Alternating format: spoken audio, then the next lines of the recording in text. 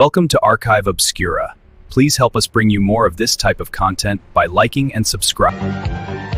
Welcome to Art Bell, Somewhere in Time. Tonight featuring Coast to Coast AM from March 19th, 1996. From the high desert and the great American Southwest to the world. Actually, we've got our new international 800 line in this morning. Whether it works or not is a horse of a different question. A couple of my other lines are still under the weather as the phone company makes some swaps and changes and moves things around a little bit. So we'll see what happens from Hawaii and the Tahitian Islands in the west, east to the Caribbean and the U.S. Virgin Islands, south into South America, north to Santa Country, and the pole. This is Coast to Coast AM. Plus, or something. Good morning, everybody. I'm Art Bell. It's great to be here. And it looks like Bob Dole has done it. He's over 1,000 delegates now, some number above that which he needs. And he is the nominee. So, well, I guess you're not actually the nominee until you become the nominee in San Diego, but for all intents and purposes, it's a done deal. Pat Buchanan, kind of unsure what's going to happen with Pat. The only open question right now is who Dole will pick as a running mate. And I do not believe it's going to be Pat Buchanan. I know that's what a lot of his supporters would like, and I've thought it over. And if I was Bob Dole, it's a two-edged sword. On the one hand, Pat Buchanan would unify the Republican Party, would bring the Dole and maybe some of the Perot voters in. On the negative side, all the things done to Pat Buchanan, Bill Clinton and company would try and lay on Bob Dole through Pat Buchanan. And the first tenet of picking a running mate is do no harm with your choice. Do no harm. So it might be viewed that Pat Buchanan would do harm. On the other hand, vice presidents have always been lightning rods. And Pat Buchanan is a good lightning rod. The whole top of his head has been singed for years. So he might make a good vice president. Probably would make a good VP. And the problem, of course, is that, Dole and Buchanan are at opposite poles of a number of questions. Economically, the life question, all the rest of it. And it's hard to see how they would go together. So, who knows? Politics will play itself out. Somebody will be picked. But I don't think it's going to be Buchanan. Well, it has happened again, ladies and gentlemen.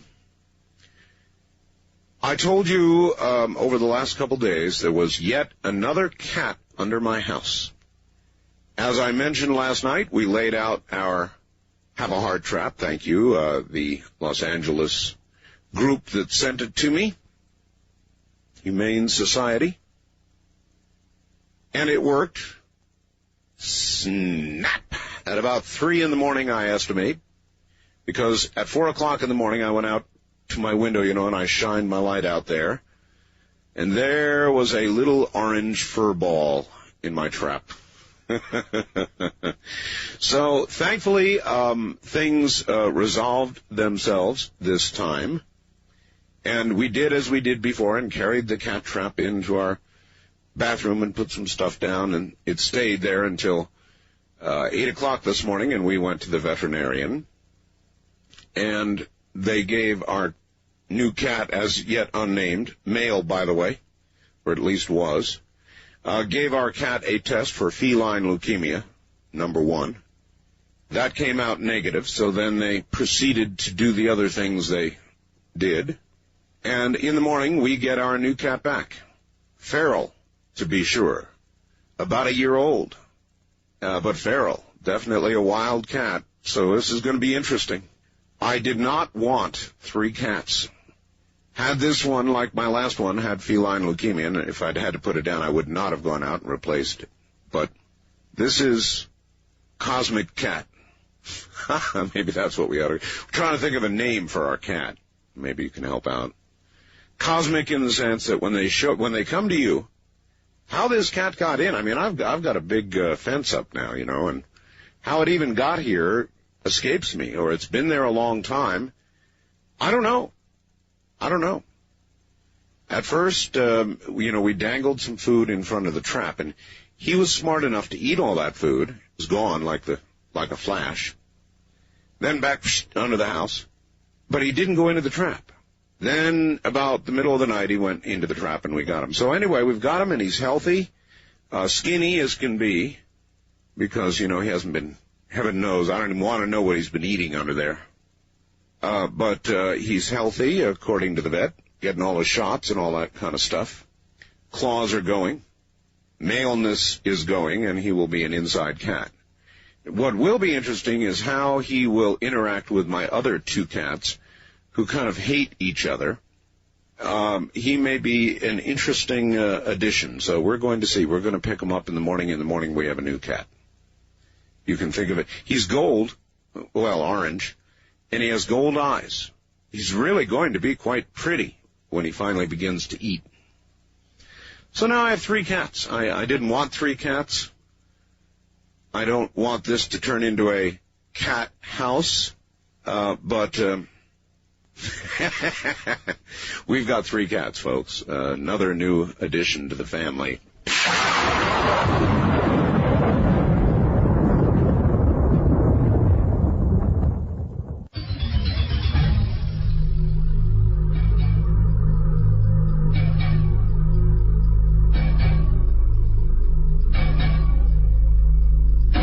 The GM strike is spreading, now affecting 26 plants in 15 states, Mexico and Canada, beginning to hurt local economies now a bit. GM has laid off, get this, 150,000 people at 100 plants with a growing ripple effect. If it continues, it will begin to affect the national economy.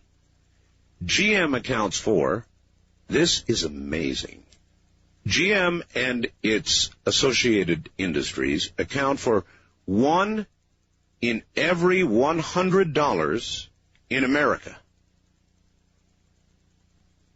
That's amazing. Why are they on strike? Well, one word. It's called outsourcing. Parts coming from everywhere else, other factories. Cheaper. Ford, Chrysler, do a lot of it. So there is a lot of anxiety in America about jobs. And Mr. Buchanan, and to some degree even Bob Dole lately, have been bashing industry, for the downsizing. Bob Dole kind of gave it lip service and said, well, I really didn't know this was going to become an issue in this campaign.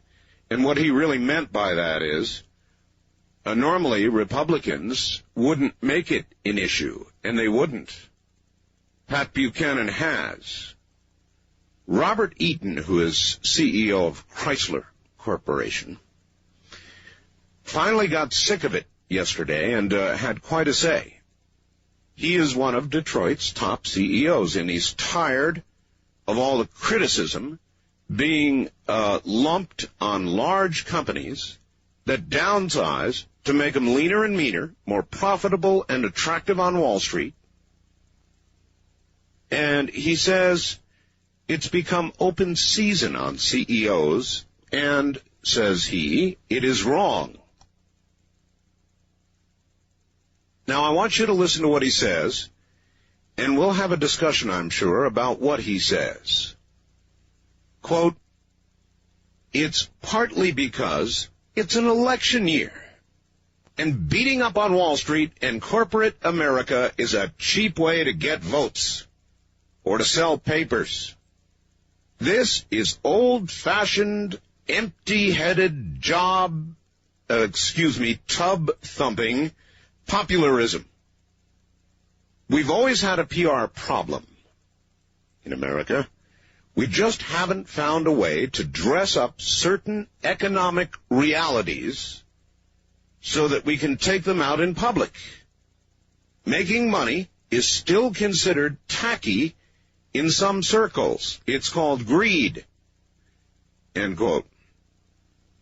He went on to say that even his own mother, who has long been his number one fan, I mean, here he is, the CEO of Chrysler, is now beginning to wonder about him. And that's because of Pat Buchanan's railing against industry. Actually very un-Republican-like. Buchanan the other day, in an effort to grab some of the Midwest delegates he did not get anyway, actually embraced the idea of supporting the striker replacement bill, which would say corporations can't replace strikers that go out on work by law.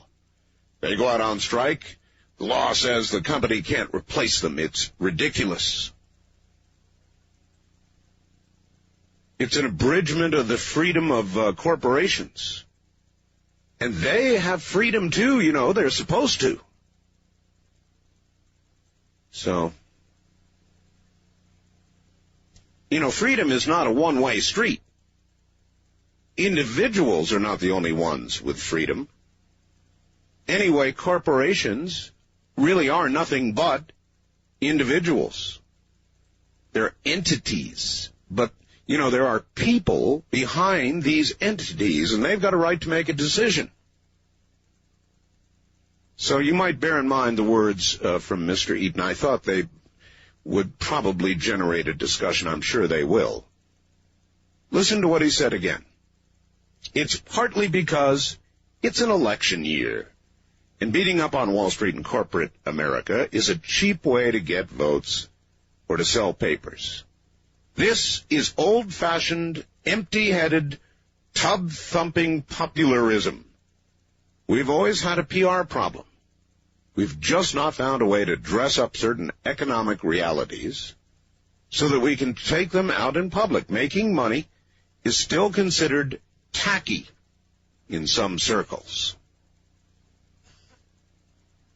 President's 97 budget, $1.6 trillion is oot. The Republicans have declared it dead on arrival.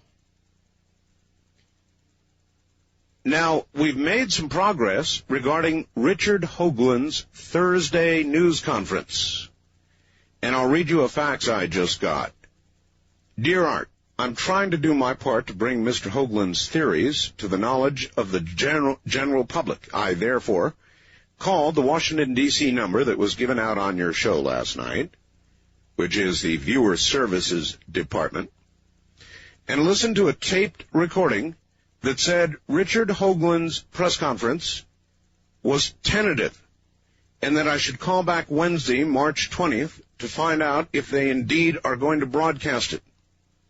So, C-SPAN is obviously now beginning to waver and thinking about covering the press conference. Now, I've got a fax here about what Mr. Hoagland talked about, and I thought it'd be worth reading to you. What reason has mankind to feel threatened by knowledge of human beings having existed on Earth prior to our own known history? Were we terrorized by the documentary, The Mysterious Origins of Man, that offered proof of that fact? Does the hair on the nape of our necks rise when we marvel at the technical ability required to build the pyramids of Egypt or South America, which we have not yet figured out? Why should the sudden realization that our prehistorical ancestors had the technology to get to the moon, Mars, and elsewhere to build a glass-domed station on the moon so shock us as to cause us to abandon our dream of space travel? Well, this is the question, and I think it's a very good one. I have come to the point where I'm beginning to believe there have been others before us. Does that shock you? And many of you I know who listen to this program are going to say, no, it does not. But I am of the view that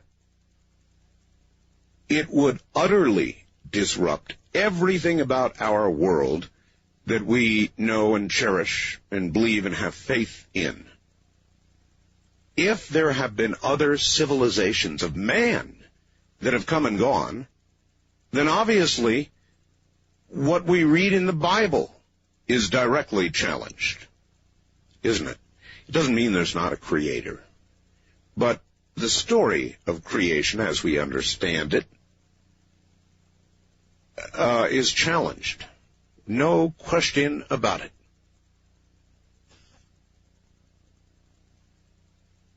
So I've done a lot of thinking about this. Scientific careers are going to be challenged. The evidence is going to be buried. Speaking of buried, a strong earthquake shook southern Mexico Tuesday, caused buildings to sway in Mexico City. No damage or injuries reported yet, but it was strong. Another, even stronger earthquake of 6.9 magnitude jolted a remote section of northwest China late Tuesday, and I'm getting information that 24 people are dead and that thousands and thousands of people, or tens of thousands, may be homeless. So that was a big earthquake warning. Maybe God shaking his hand at China, because we did. The U.S. today gave yet another sharp warning to China against invading Taiwan. And the House approved a resolution stating that Washington should help defend Taiwan in the case of such an attack. This is really interesting. A senior U.S. official also said Taiwan had asked the U.S. in day-long talks in Washington to provide diesel submarines to Taipei for naval defense. Boy, oh boy, oh boy.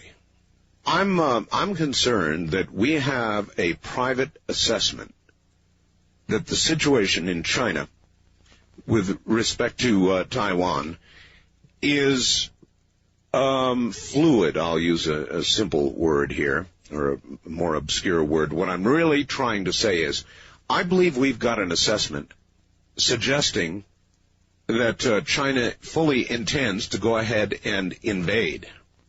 That's what I believe. That's why I think the military hardware is there. That's why I think this continues to be a big deal, even now, even after China said, well, the U.S. has nothing to worry about, we're not going to invade. I think privately we absolutely believe otherwise. Watch what we do, not what we say. I think we could come to a conflict with China. Well, guess what? In a moment, I'm going to try it. I'm going to give out my new international number, which probably is not working. And they are shifting at this very hour. They're shifting my numbers all around. I'll tell you more about it. This is Premier Networks. That was Art Bell hosting Coast to Coast AM on this Somewhere in Time.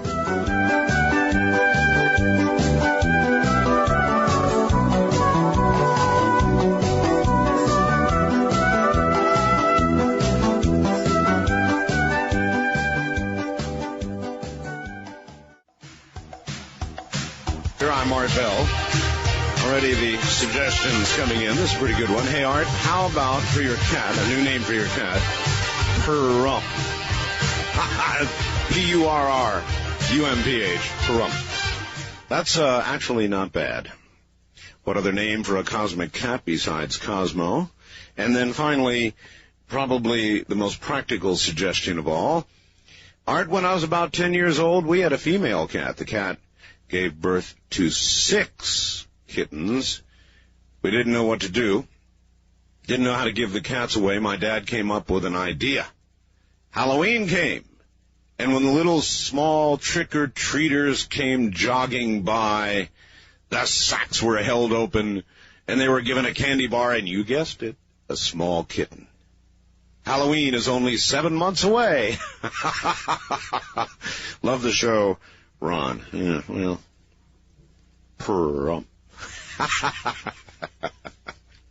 well, you guys are all right. All right, the phone number situation here is going to be very weird this morning.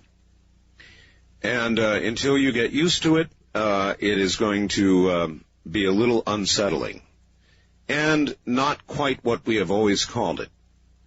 Now, the East of the Rockies line is still what it always was, 1-800-825-5033. But we've made a slight modification of where you would expect the Rockies to be. Okay? And we're now going to call west of the Rockies everything from Montana, Wyoming, and Colorado, New Mexico, west. So, in other words, Montana, Wyoming, Colorado, and New Mexico now need to call 1-800-618-8255. 1-800-618-8255.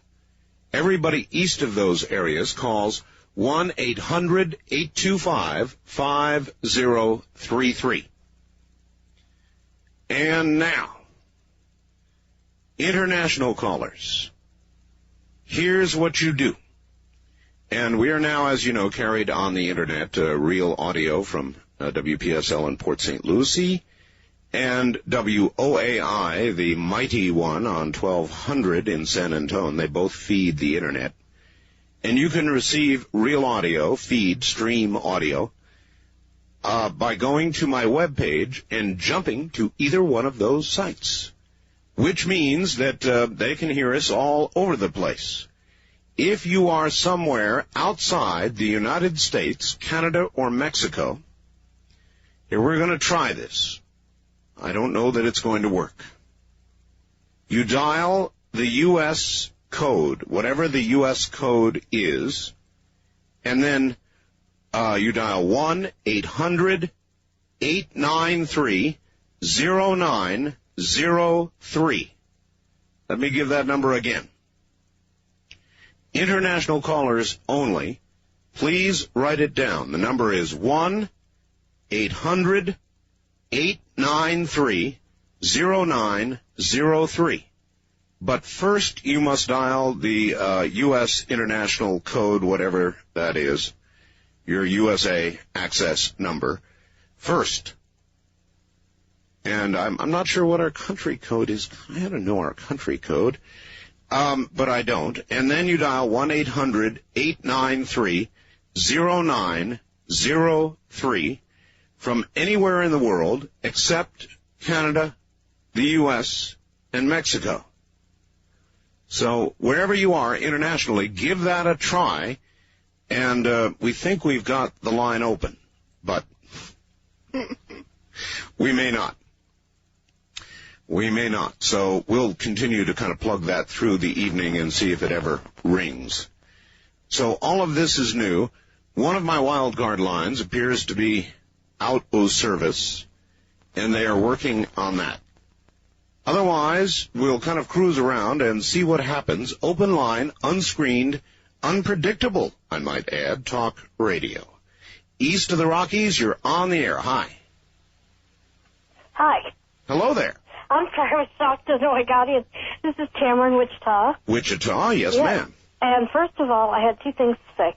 First of all, I had to say, God bless you and your wife for taking that poor cat in. Well, you know, what else do you do? What? That's it. I mean, the cat shows up under your house. Mm-hmm. It's yours. Yeah, I know. I had one show up in my apartment complex back in the summer of '89, and by September, she lived in my house. Yeah. Well, now there's three. It's going to be three. Unfortunately, they only let me have one here. That's all that's allowed. I wouldn't necessarily want to have three. I thought two was fine.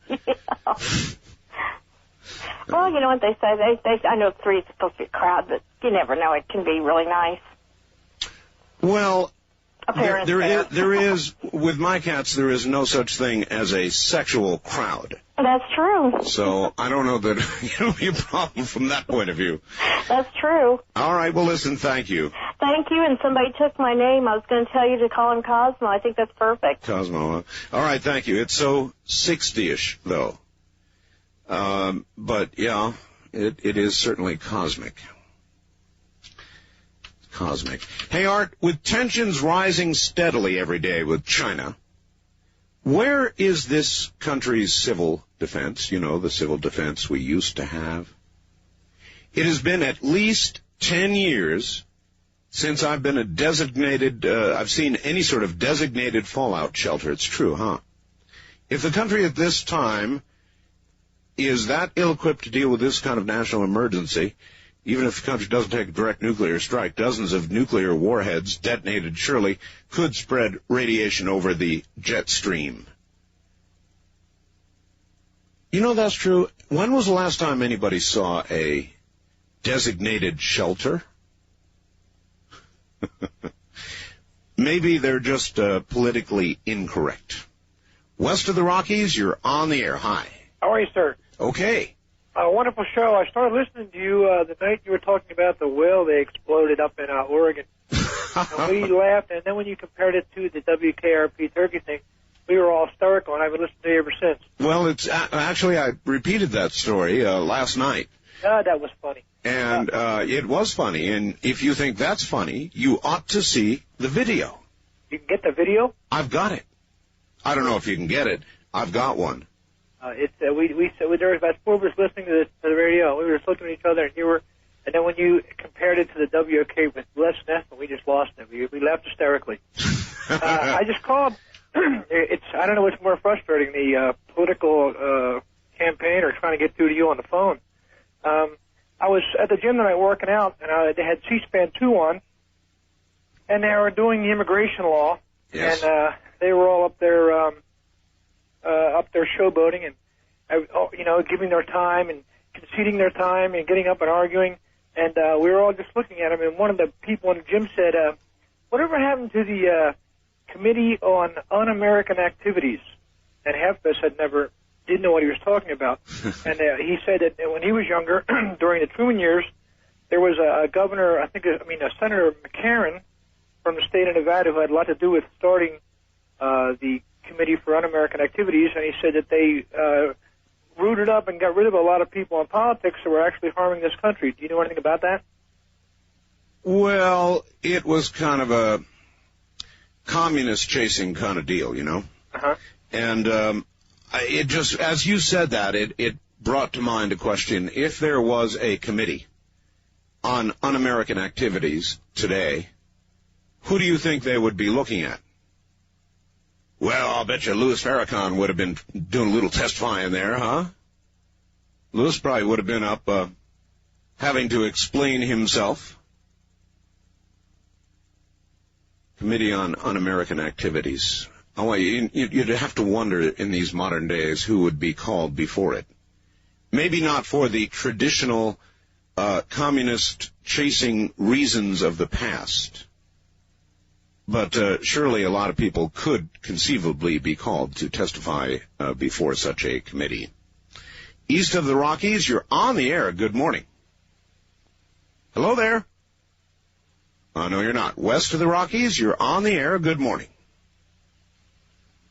Uh-oh. First-time caller line. Let's try that. You're on the air. Art. Yes. Hi, I'm calling from Houston, Texas. Yes, sir.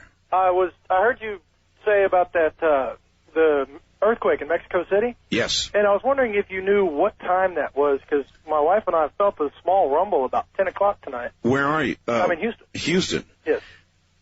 That's possible. That's certainly possible. No, I don't have the, let me see if I've got it. 11:13 a.m. Is that Mexico City time? Or 12:13 p.m. Eastern time. Eastern time, so that would be Right. 11:13. I think we could feel that here in Houston.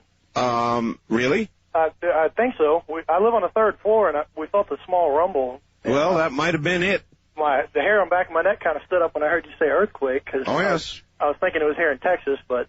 And a big one in China. I heard that one also, but I don't think I'd feel that one. Mm-hmm. Think Mother Earth is shaking her finger at us here? She sure is. Yeah. All right, thanks. You're welcome, sir. Bye-bye. Yeah, she sure is right. Well, I need an international caller. Now, it is problematic whether it's working. So again, let me give out the number. You dial the USA country code first, and then our 800 number, 1-800-893-0903. And maybe Stan Deo down in Australia, who I know is listening, will do it. Somebody else will do it. Somebody will do it. Somebody will figure it out. I may not even, maybe you don't have to dial a 1 first.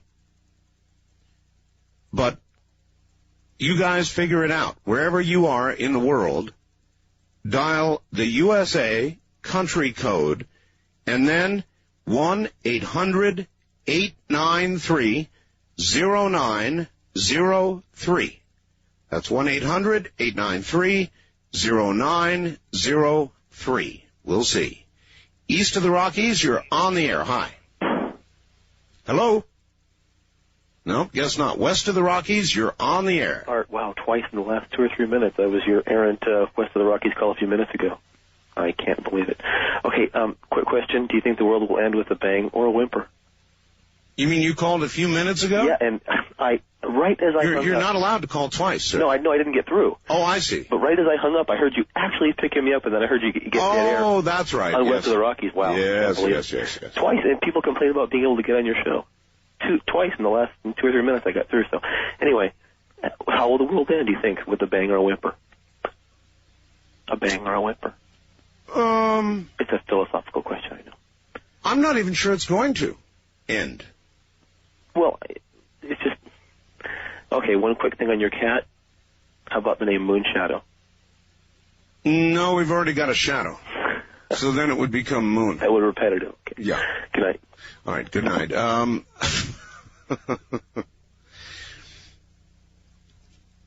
I don't know. It takes a little thought. Cats don't name easily. On the first-time caller line, you're on the air. Hello there. Hello, Art Bell. That's me. Hey, this is Brian up here in Federal Way. Yes, sir. Let me turn down on the radio here. That's good. Yeah, I'm calling about Richard Hoagland Yes? and that whole situation going on there, and I think the world has a right to know about what's going on and about NASA and everything. And well, I would say the world. I don't know. Look, I don't know that Richard Hoagland is right. I don't know that there are structures on the moon.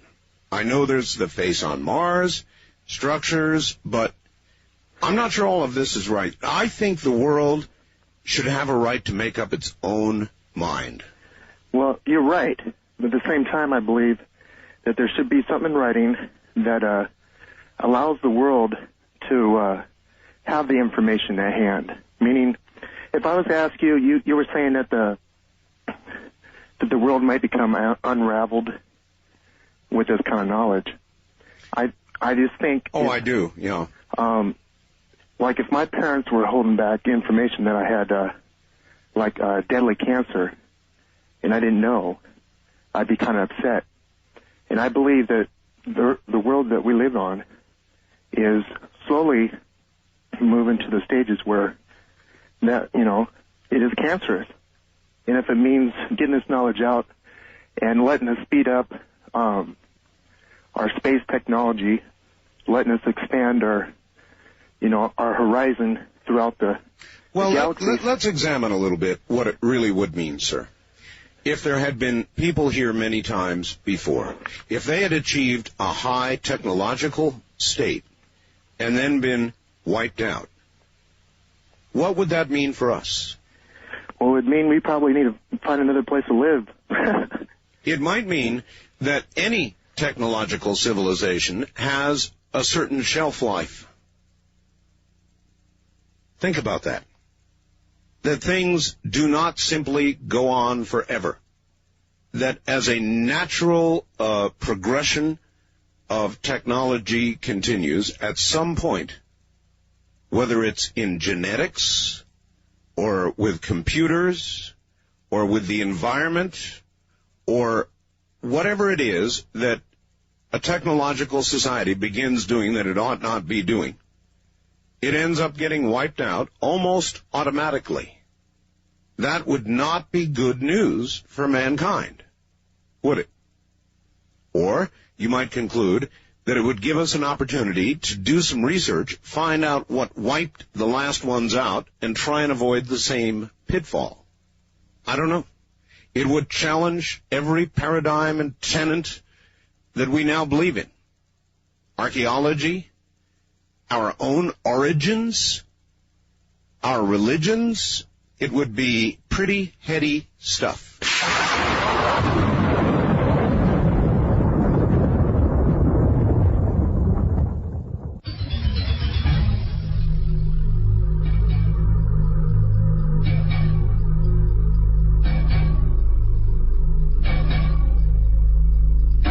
All right, once again, we have got our international line open, maybe. We just put it in. So if you are outside of the U.S., Canada, or Mexico, call the USA country code and then call 1-800-893-0903. Let me give that number one more time. International calls, dial the USA country code, then 1-800-893-0903. And we'll see. Maybe we'll get... And then my wild card lines seem to be down, so they're doing some work on those and doing some other work on the 800 lines. It could turn out to be a very interesting morning, to say the least. East of the Rockies, you're on the air. Hi. Hi, Art. This is Jamie in South Dakota. Hi, Jamie. Hi. Say, I was just thinking, I've got this overwhelming feeling that maybe the lease is up on the Earth. And I'm wondering what we need to do to get our deposit back. You mean before we get the eviction notice? Or yeah, exactly. Yeah, mm-hmm. Our cleaning deposit, I don't think we're going to get that back. If you were God, would you give the people of Earth their cleaning deposit back? Definitely not. No. I think I would probably charge extra. Have a good night. All right, thank you very much. How many of the rest of you think that Earth should get its cleaning deposit back? First time caller line, you're on the air. Hi. Hi, this is Linda in San Carlos. Linda. Hi, Linda. Hi, is this Art? Yes. Oh, you sound different on the phone than you do on the radio. No. Yes. This is the first time I've ever called anywhere like this, but Really? Yeah, I just called tonight to say something interesting to you, what I thought was interesting anyway. Sure. I really am hungry for news, and I've been someone who's always watched all the news and CNN and all, anything I can watch. But the regular news, like on the broadcast stations on TV, is so bad now, and I can tune you in and find out things that they don't even say. So I have this theory that one of the reasons people listen so much and you hear them, on your show so much is that everyone's really hungry for news. Yes. And it's so interesting also to hear what people all over the United States are thinking, instead of just like one little area that's, what you get in San Francisco or, in where I live, Sure. So I just called to say that's really neat, and I appreciate it. And I had no idea there was an earthquake in Mexico City. There was actually not. It was felt there. It swayed buildings in Mexico City. So that's one. And the other one is in China, and that one killed a whole bunch of people and made thousands homeless. So yeah, all they said was on the news tonight was it killed 24, which of course is still a lot. But they didn't say anything about homeless or a lot of homeless. Listen, do you think the people of Earth should get their cleaning deposit back for Earth? Well, I don't think it's going to happen. All right. Thank you very much. We've got to run. We'll be right back. The trip back in time continues with Art Bell hosting Coast to Coast AM. More Somewhere in Time coming up.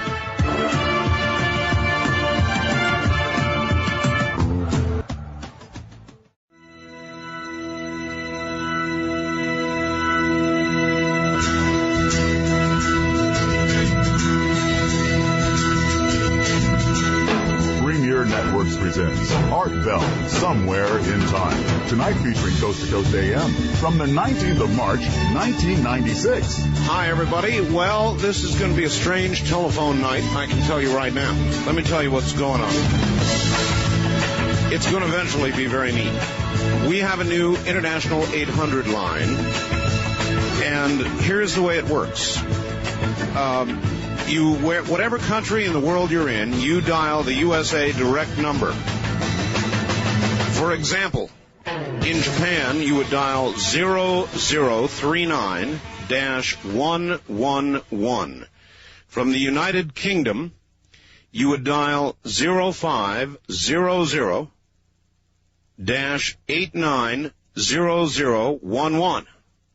Oh, my God, all these numbers. If you're in Sweden, you would dial 020-795-611. Then our number. Now, normally 800 lines are not accessible from outside the U.S. The phone company has done this specially for us. Whether it actually has been done or not is a horse of a different question. The international number, and we're dying to have somebody try this, or maybe you are and it's not working, it's hard to know, is 1-800-893-0903. Now, the USA, Canada, and Mexico, ostensibly, supposedly, are blocked.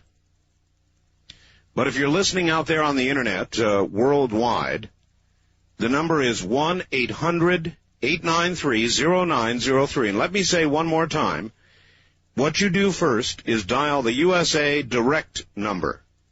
The USA direct number for your country. Then you call 1-800-893-0903. And if somebody would try that so we know it is working, that'd be cool.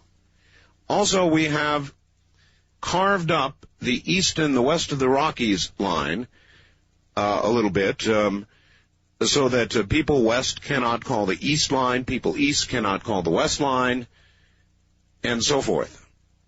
In the process, they seem to have killed my wild card lines, so we'll just have to see how this evening goes. It is the moment of change. At midnight, they actually, I believe, make the change, or made the change, or maybe before. I'm not sure. So we'll just kind of ride it out.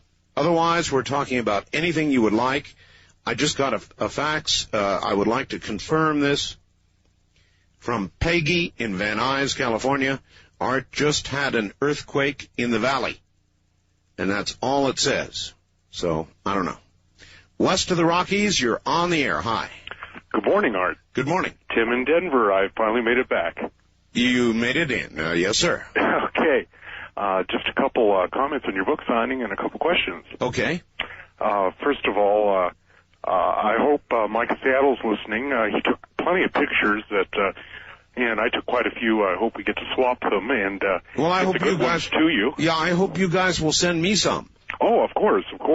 And I hope you enjoyed your Barbra Streisand picture I brought you. Oh, hey, it's sitting right here. Hey, listen, that's one of the best photos of Streisand I've ever seen. I've got 40, 45, something like that I've collected over the years, and that's my favorite. Oh, well, it's now my favorite. I bought it back in 72 in North Hollywood on vacation when I was out there. Well, I really want to thank you for it. It is beautiful. No kidding. Great. Appreciate that. How old was she in that, do you know? Oh, I purchased the picture in, 72 or 73. So she had to have been in her mid to late 20s at the time. Mm-hmm. Looks good, though, huh? Oh, right up there with Shannon. Great. Anyway, I wanted to also comment on the Richard Hoagland deal. Yes. And the fact that... well, apparently it is now tentatively possible on C-SPAN. Great.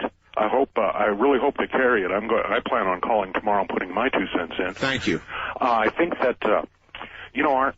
if you look at the registered voters, for example, in this country, how many people actually turn out and vote on the major elections, and the concern that the other percentage of the people have.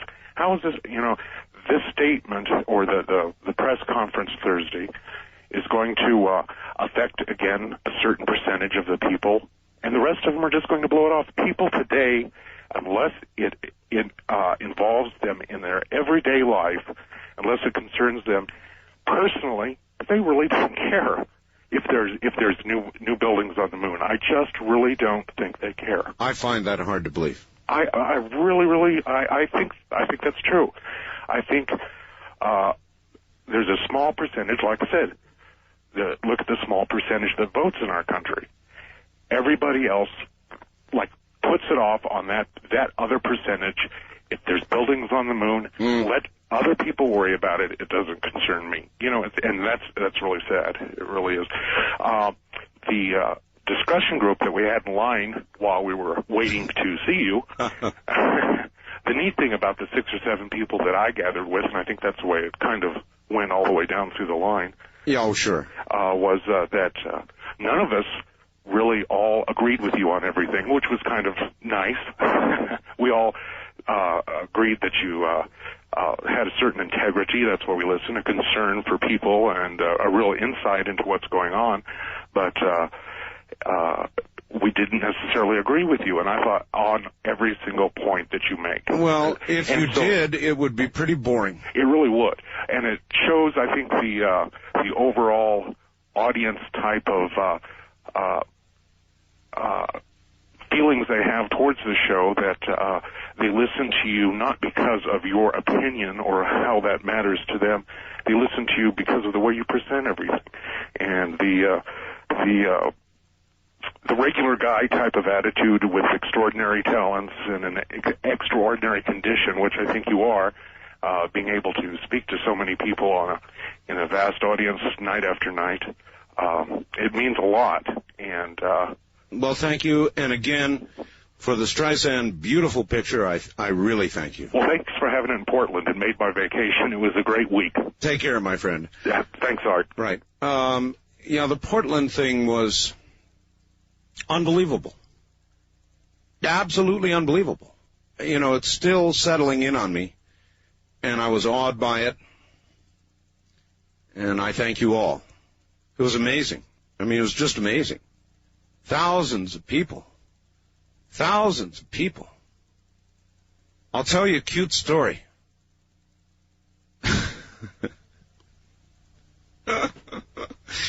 My wife was blown away by it, too. She came up there. She was a real trooper. I had her, on the air yesterday, you recall. And she was talking to Alan, who is the president of our network. She came home and she said, she was on the phone with Alan. She said, "Does this mean he's a star?" I'm not a star. But, you certainly could get that feeling, and I'm sure that does too much to people's heads to have that kind of turnout. I'm not just awed by it, I'm kind of freaked out by it, to be honest with you. I was freaked out. And so that was my one big book signing. I'm really kind of I'm not a hermit exactly. That's what my local Chamber of Commerce thinks. But, I don't get out a lot. I try not to get out a lot on purpose. I've got the world here, as much of the world as I wish. Okay, Art. The cat's out of the bag now. Oh, yeah, I've got a new cat. You might as well go ahead and introduce us to your newest sponsor, Absolutely Fresh Cats. It's obvious you've been testing their delivery and customer service. Yes, well, there's nothing you can do. A cat shows up under your house. You can't let the little son of a gun live under there. It's too horrible. It's very hot here in the summer, and I just wouldn't do it. So now I've got another cat. As of tomorrow morning, when I go collect my little modified cat, I've got the third cat. And I don't know what happens when you get 3 cats together. The dynamics change, I'm sure, and it'll be fun to watch. East of the Rockies, you're on the air. Call us toll-free at 1-800-618-8255. Okay, Tim, we're not allowed to put your last name on the air. Oh, I'm sorry. That's all right. So it is Tim, and Tim, where are you calling from? Ligonier, Indiana. All right.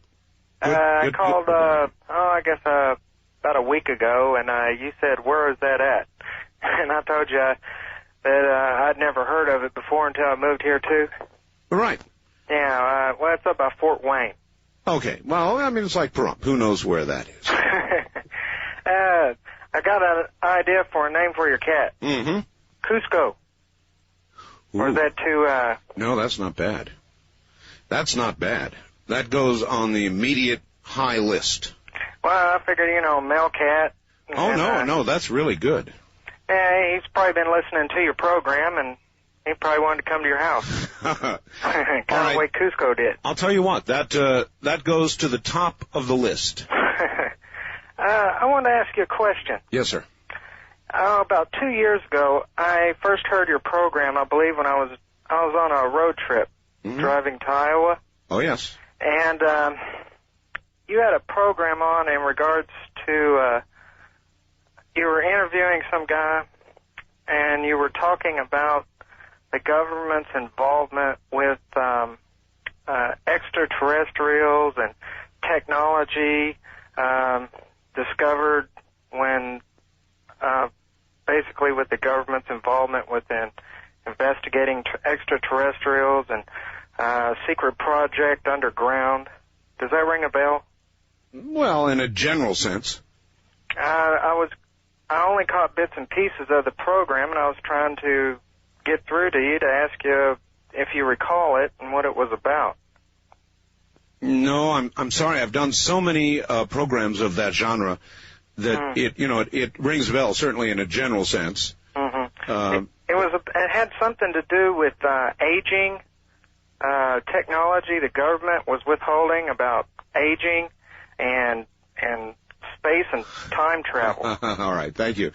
Yeah, we've talked about that kind of thing many times, those kinds of topics. So to pin that down to a show a year or two ago, I certainly cannot do. But we deal with those kinds of topics here and on other shows. Aging, I get calls and faxes from people who claim to be immortal. I think I'm the only talk show who gets that, and I get a lot of it. Government having alien technology, a lot of people think that. You know what I've always wondered, though? If you're an alien, why make contact with the government? Why not make contact with, I don't know, news people? If you want to get the word out, or some private, large industrial concern that you might mix it up with, providing something for them. Or, in other words, why the government? Wouldn't necessarily be the government. Now, of course, the government would have great interest in keeping something like that to itself. So it certainly is possible. Time travel? We've talked of that many, many, many times. East of the Rockies, you're on the air. Hello. Hello, Art. This is Sean from Sandusky, Ohio. Hi, Sean. How you doing? Fine. First of all, I wanted to tell you, I tuned over to 760 tonight to listen to your program, and they put Dr. Laura on. What is 750? 760, WJR. In Detroit? Yes. Yeah. Uh-huh. I don't understand why the change. Well, there's always changes going on. Mm-hmm.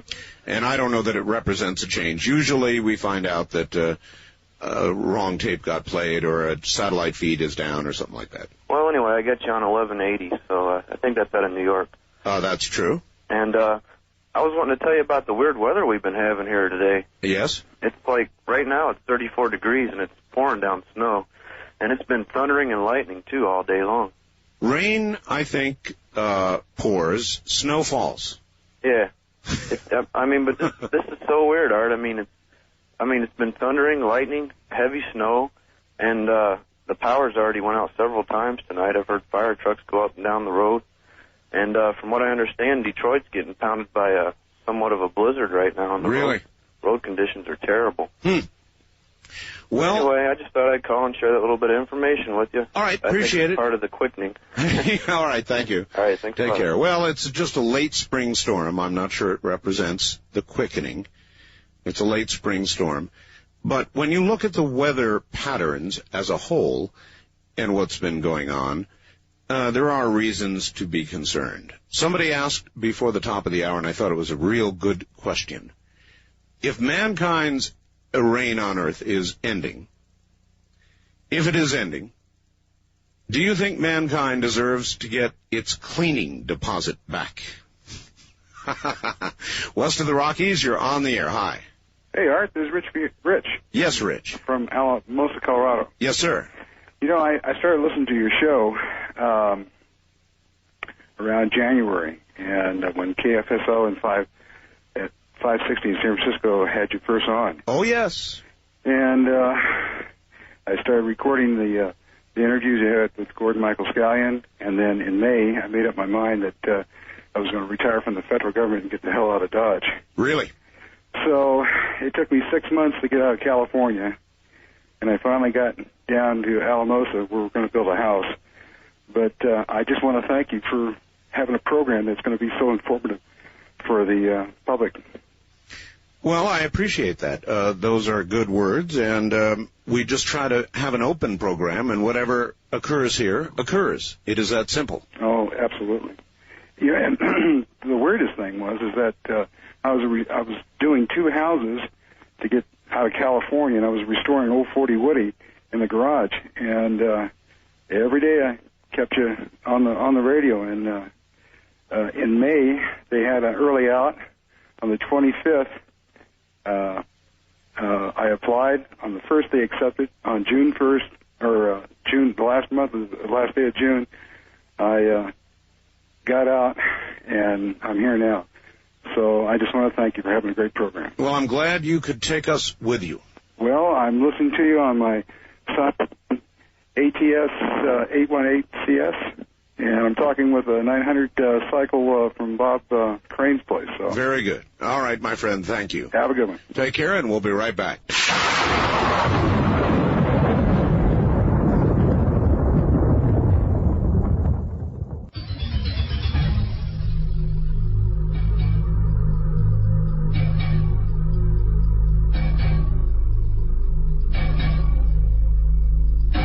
East of the Rockies, you're on the air. Hi. Yes, Art Bill? Yes. I'm surprised I got through. Your phone lines are really screwed up tonight. Oh, they're really screwed up. I know. Where are you? Omaha. Omaha. All right. Yes. I was wondering, by the way, I think you've got the best talk show around. Well, thank you. It's really interesting. It's really different. Anyway. Yes, very different. And I was wondering, have you been able to talk to Richard Hoagland privately about this conference he's going to have? Yesterday, yes. I was wondering, did you perhaps ask him if, besides the structures on the moon, are there any noticeable footprints or wheel prints or equipment left behind or anything like that? I've heard separate stories about equipment supposedly left behind, and I don't know a word about. He hasn't said a word. Look, what he said to me privately is no different than what he said publicly. Mm-hmm. Well, I was just wondering because since they can't just spring out of the ground, somebody had to put them there, and there should be some evidence of somebody having been there other than just the structures. Well, I guess he might not have mentioned the McDonald's. And the real mystery about it is, on top, it says over 3 trillion served. Also, I had another question. Yeah, sure. I called probably 3 months ago or so when the Cusco line wasn't working. Yes.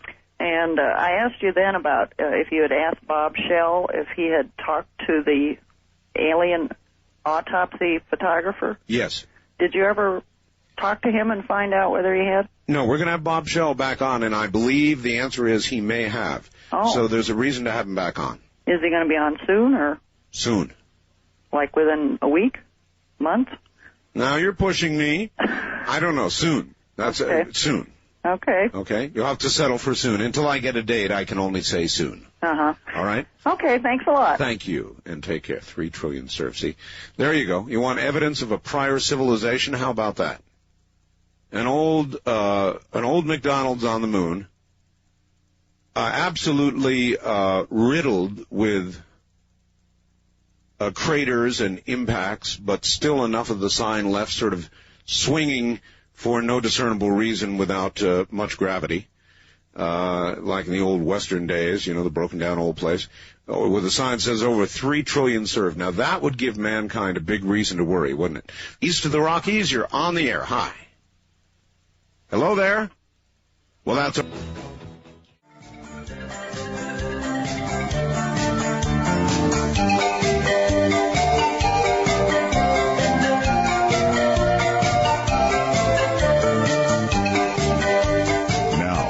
Take you back to the past on Art Bell Somewhere in Time. And it's going to be kind of a strange morning because my phone lines are in strange condition. All I can tell you is we hope we have a new international line, but it might not be functional yet. The way it works is, and it was done specially for us by the phone company, is that if you're out there internationally somewhere, other than Canada, America, and Mexico, you're supposed to be able to call your AT&T country code for the U.S. and then dial 1-800-893-0903. Let me give that again. You dial the AT&T country code for the U.S., wherever you are. Then you dial 1-800-893-0903. And it has not yet rung, so it may be that it is not yet working. Otherwise, the wildcard line is down this morning, and the other numbers are, we believe, functional, though modified a little bit. How's that for a lot of changes in one night, huh? West of the Rockies, 1-800-618-8255. East is 1-800-825-5033. And if you find that the line that you've dialed does not work, then dial the other one. Now, the first-time caller line is functional at area code 702-727-1222. Here's one of the better suggestions yet for my cats. I've got a new cat for its name. How about Comet? Now, that's a pretty good one. There's definitely a comet in the sky, and it's going to be growing brighter and brighter all week long. Until finally, toward the end of the week, it's going to be visible to the naked eye, and they say this could be quite a spectacle. We'll see.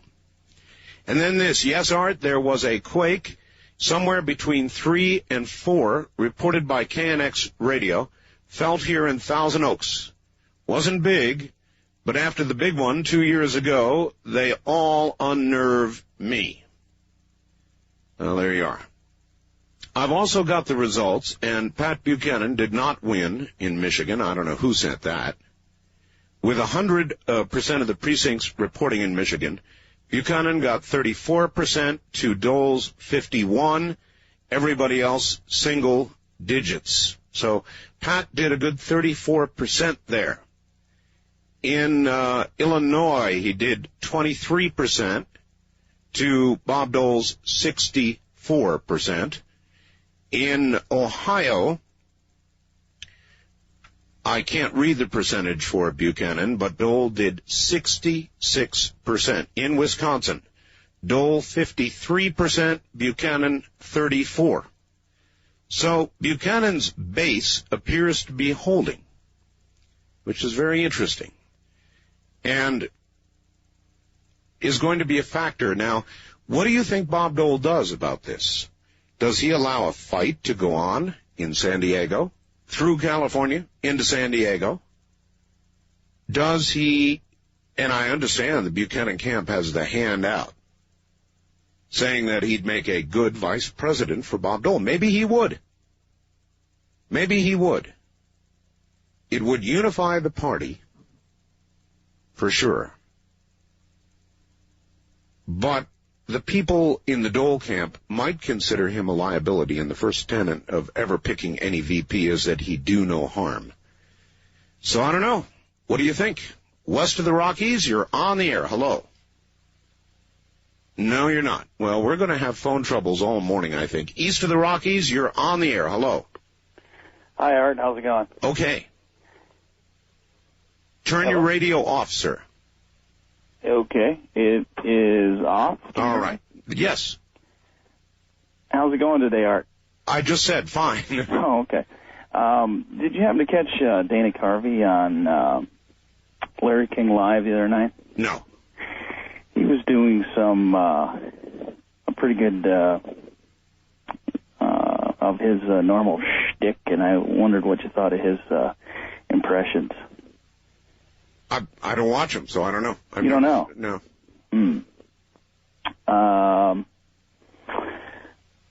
What do you watch? News, mostly. News, mostly. Yeah. Are you a CNN junkie? I am, yes. It's on almost all the time, actually. What would be your favorite CNN show? I don't know. I watch, frankly, almost all of them. Favorite? You know, I like the new news team in the morning. The young Oriental gal and the blonde gal do a great job. In fact, CNN's anchors, I think, have matured tremendously.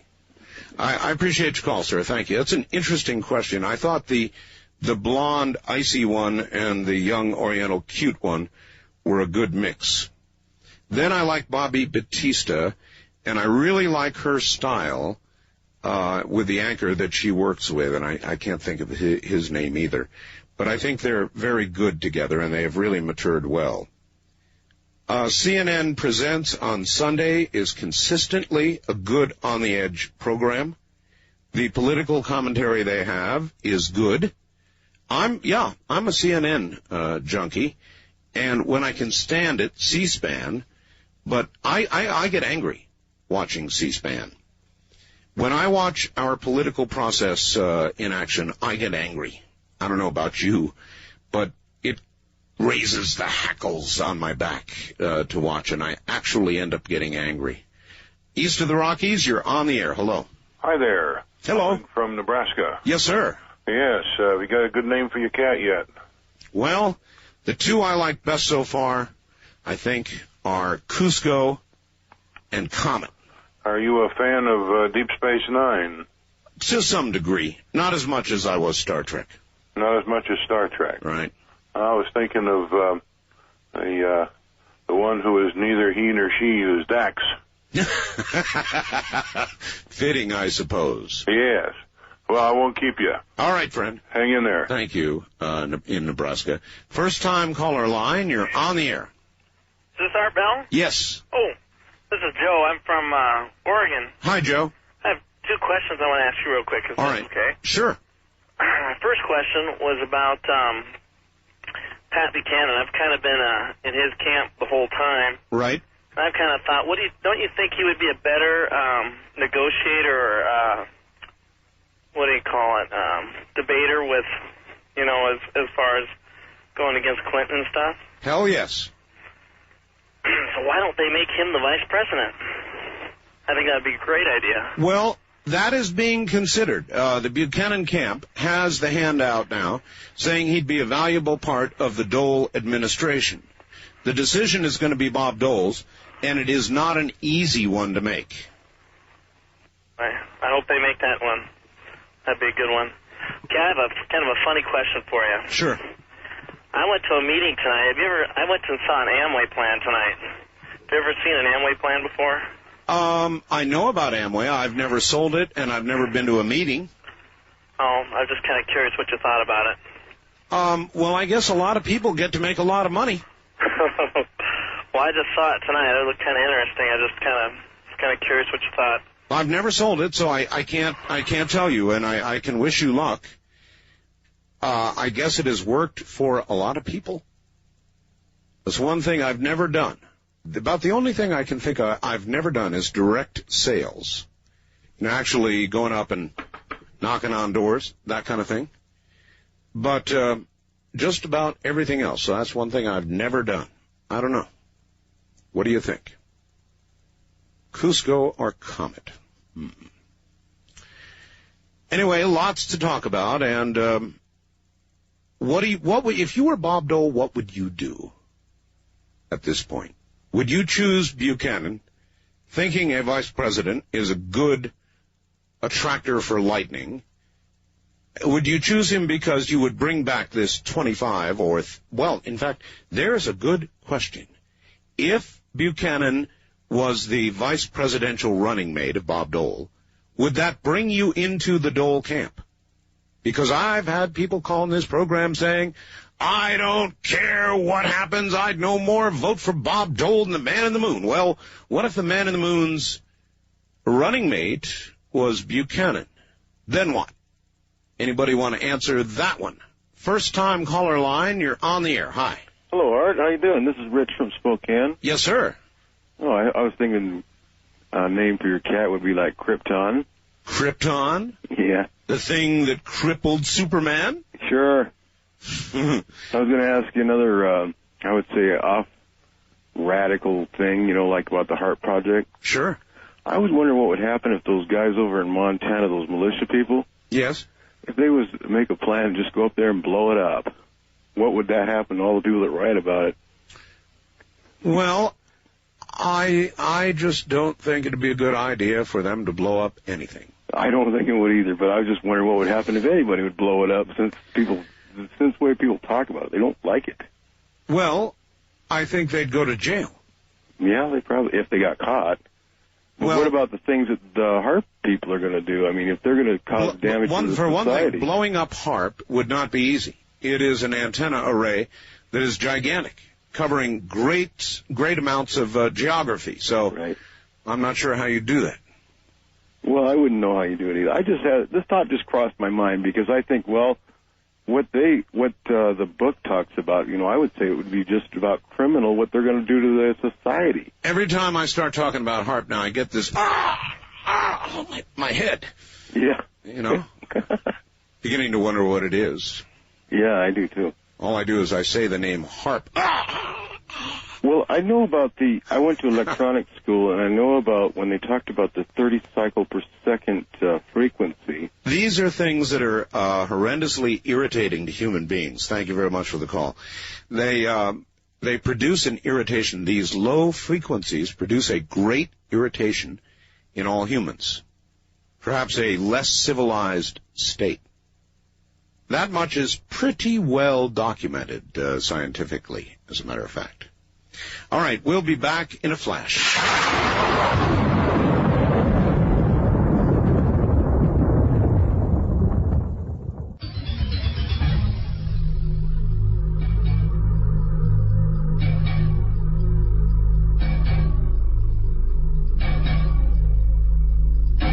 East of the Rockies, you're on the air. Good morning. Good morning, Art. Tom here in South Bend, Indiana. Hi, Tom. Do you have your phone number for your newsletter handy? Sure. I'd sure like to get it. All right. Well, it's got the big issue coming up on HAARP. Okay. Well, all right. Thank you very much. All right. Take care and enjoy it. The newsletter is getting better and better. We will, in the next newsletter, assuming I can get the photographs back quickly enough, get you some photographs of what occurred up in Portland and get those into the newsletter.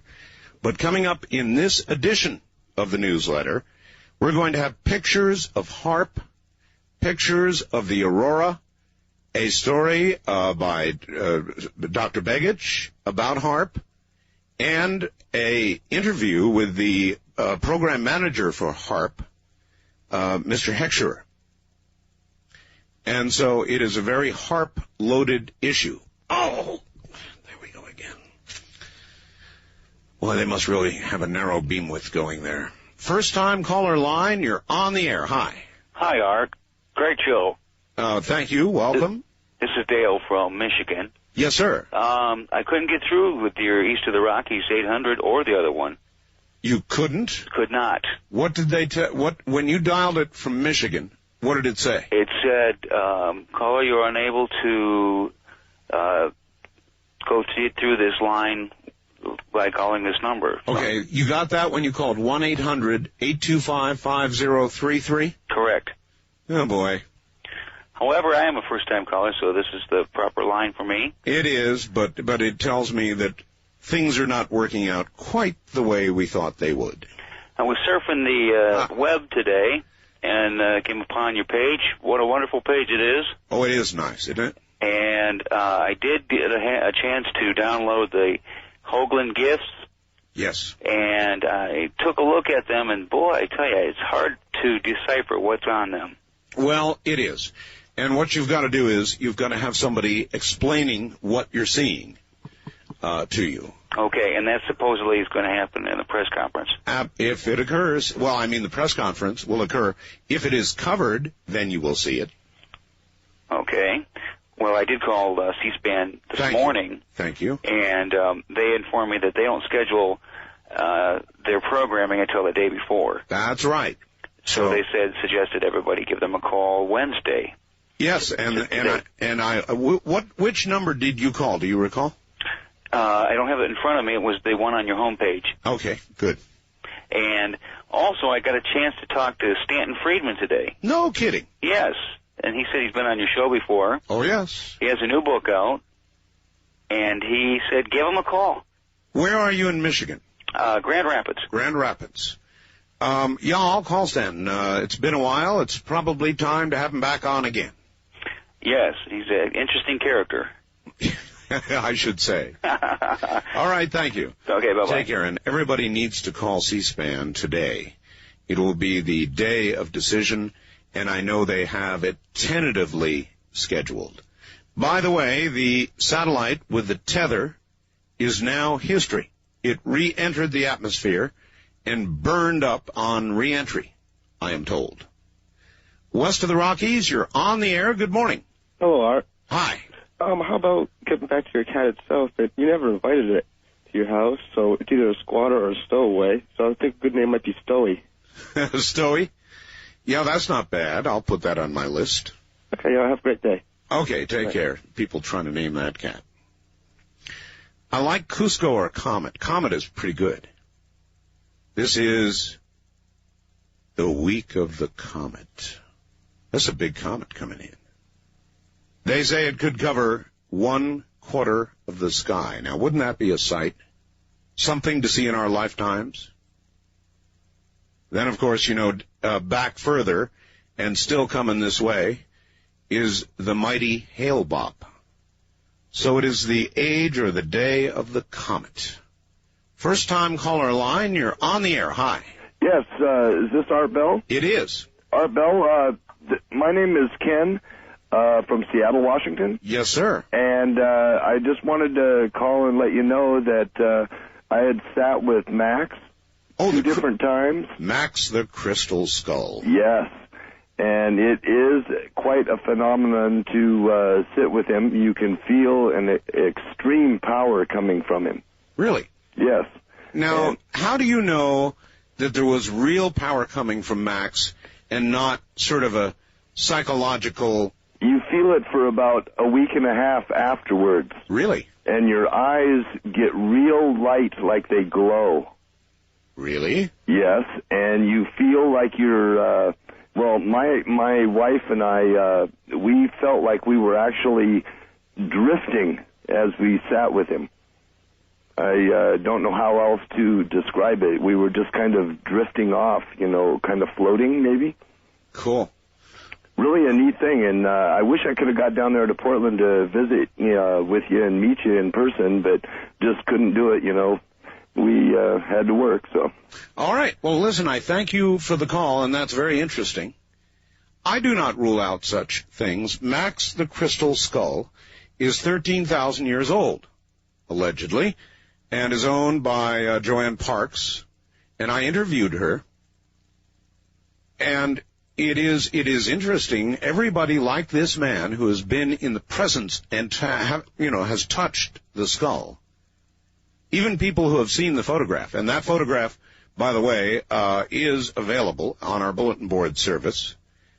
So download at your own risk. I'll put that sort of little vocal disclaimer up right now. Download at your own risk. All right, we will continue to try to get our international line cranked up and working. And when we do, we'll let you know. And the same goes for our other lines. Apparently, we've got a little little fine-tuning we've got to do there. I mean, if you're in Michigan, you're definitely way east and ought to be able to call it. So we'll go to work on all of that. And in the meantime, we'll take a break and check out the latest news. Earthquakes this morning are rumbling in Mexico, in China, and in Southern California. We'll be right back. The trip back in time continues with Art Bell hosting Coast to Coast AM. More Somewhere in Time coming up.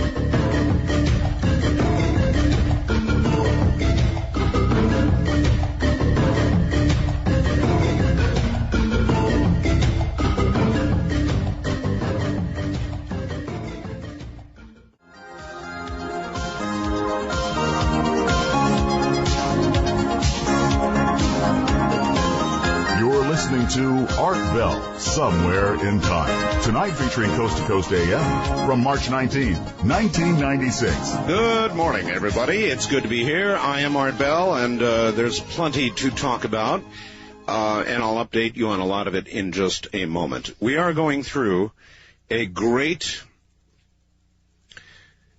phone number modification this morning, and things are not quite right.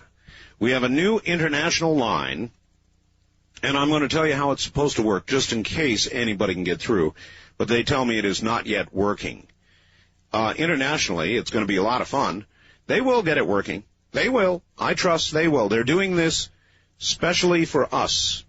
And people internationally are going to be able to call their country code for the USA, your AT&T country code for the USA, whatever that is, and then 1-800-893-0903. So if you're out there, keep trying. The AT&T country code for the USA, and then 1-800-893-0903. And at some point, when they get this little block removed or whatever it is, you'll be able to get through. So that's number one. Number two, the east and west of the Rockies line are being split by the phone company. And it may be they don't quite have it right yet. Because people in Michigan cannot seem to call the East line. People in Pennsylvania can't seem to call the East line, we have found out. So be patient. If you cannot get through, report to us that you cannot get through. And if you can't get through on one line, try the other. West of the Rockies, it's 1-800-618-8255. East of the Rockies, it's 1-800-825-5033. Well, we'll struggle through, and I'm sure they'll get it all straightened out. Cat name ID, I've got a new cat. Trapped a new cat under my house. Little orange fur ball with golden eyes. And I think the name ought to be Comet. Somebody just sent me another fact, said, what's orange and has a long tail? Comet. That's a pretty good name, and I like it best so far. Here's somebody who writes and says, from Auburn, Washington, name the cat Steve. WJR got us back. They did indeed have a feed problem in Detroit and slipped a tape on and then got us back on. So there you are. That is not an unusual thing to occur with 255 affiliates out there. Stuff happens. And so I guess they were scrambling to get it back. Hey, Art, you mentioned alien contact, which reminded me of a quote. I'm not sure who said this. I believe he was a UFO expert of some kind. When asked why UFOs don't make contact with us, the response was, well, I go walking in the forest, but I don't stop to talk to the squirrels. That is enough to make a party feel insignificant. Well, I go walking in the forest, but I don't stop to talk to the squirrels. And that about ought to do it for you, I suppose.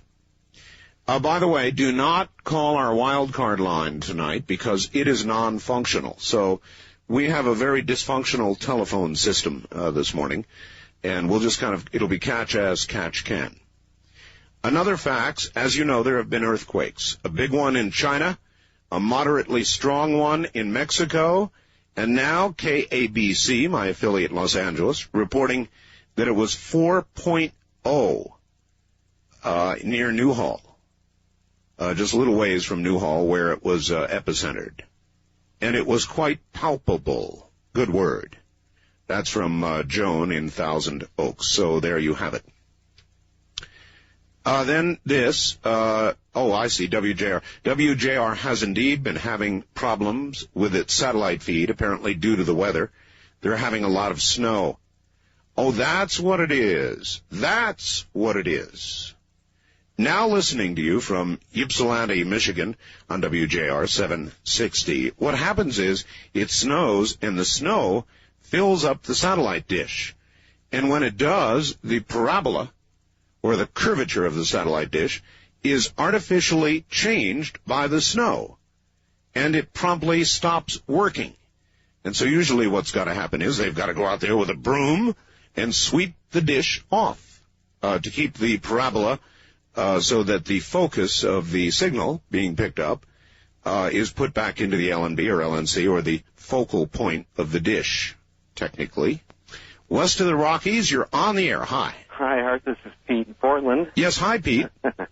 Comet, if it's good enough for one of Santa's reindeers, it's good enough for a cat. Yeah, that's true. And another thing to consider is sometimes I've had experience with feral cats.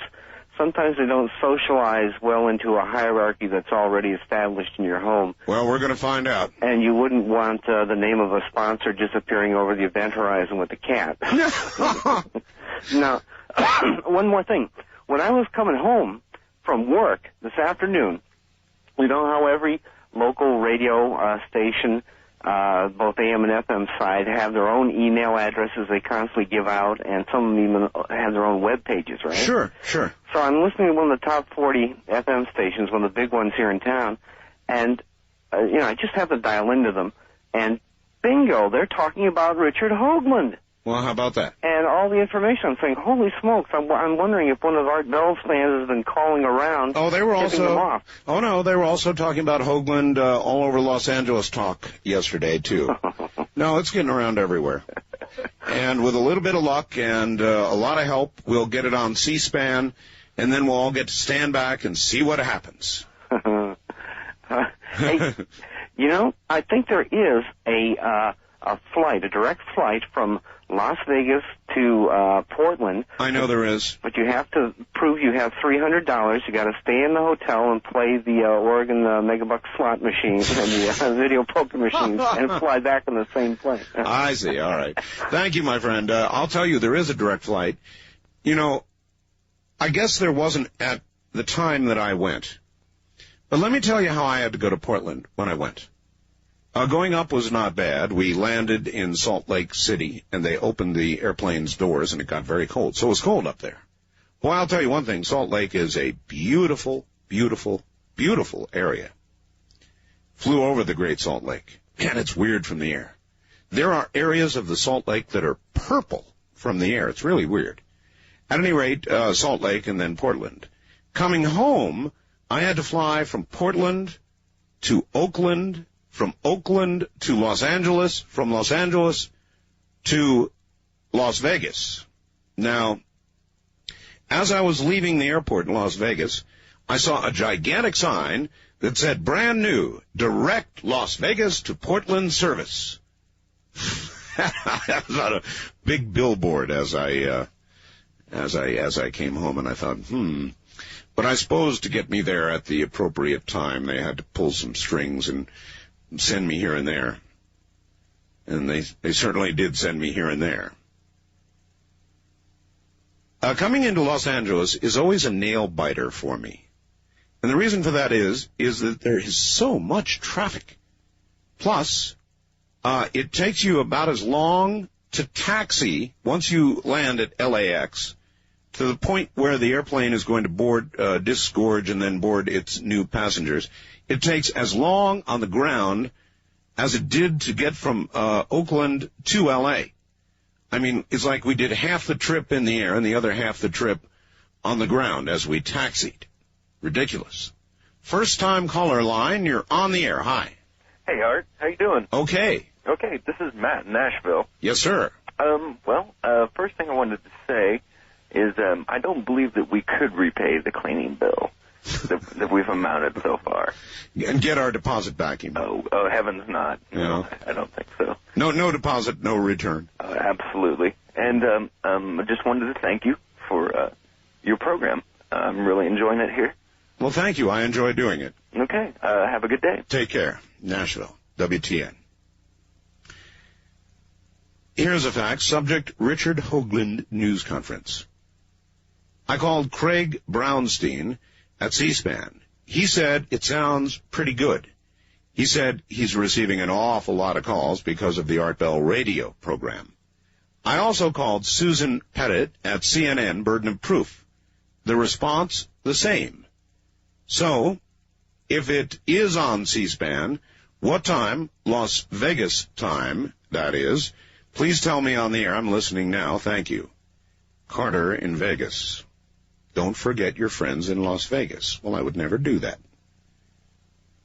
Las Vegas spawned me. I'm going to guess if it's 9 a.m. East Coast time that it would be on the air at 6 o'clock in the morning here.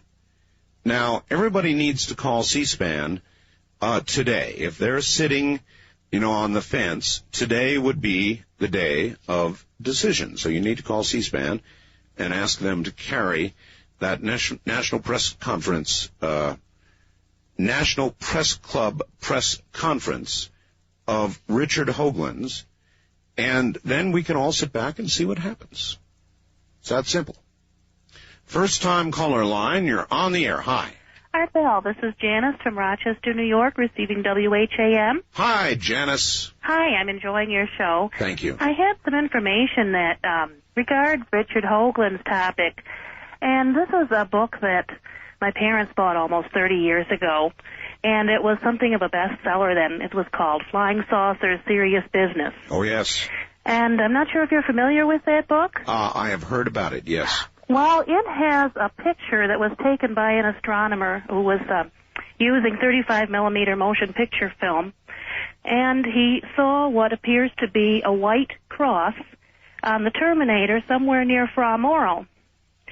And I thought that since this was supposedly a mountain ridge, but no one can understand geophysically how they could be perpendicular lines. Right.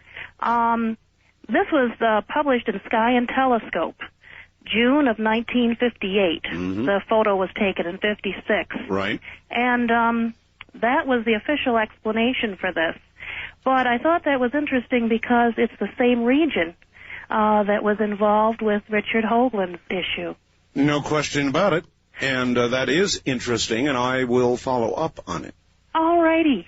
All right. Thank you so much. Enjoying your show. Thank you for calling. How's the weather back there? Has the snow melted away?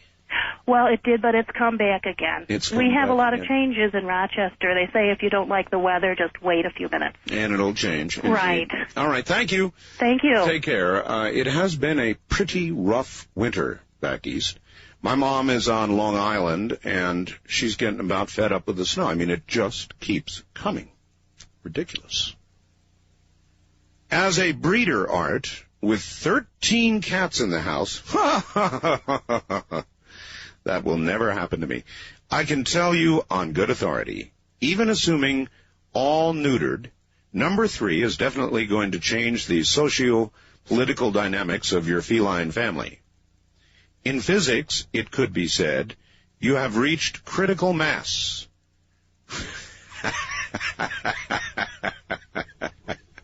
Yeah, I bet that's exactly right. Critical mass, I'm sure. It will be fun to watch, though, and we've been talking about that, because there is a definite pecking order. I cannot for the life of me understand how the pecking order that we have right now is the way it is. I have Abby. Abby is a good 17 pounds. I mean, we're talking major cat here. We're talking lap shredder. Abby is a very large, cantankerous cat. cantankerous since the appearance of this little bitty thing we've got called Shadow. Shadow is or was a female, but she is incredibly smart, and she absolutely pushes Abby around. It's embarrassing. It's like watching the male-bashing TV commercials, you know? I don't understand how she can push him around, why he puts up with it. I mean, Abby could sit on her and crush her, and yet she's able to push him around all over the house. It is embarrassing for the maleness of my cat. Twisted around her little paw, so to speak. And she's so small. I mean, just how can that be? And yet there is that pecking order, and it really ticks off Abby. I mean, he doesn't like it, and so it puts him in a foul mood. When she's around, he's in a foul mood. And now there is going to be a third cat. And I have no idea what that is going to do to the little world of... There's a definite, absolute, obvious pecking order, and bringing a third in is going to scramble the whole thing, and who knows what's going to happen.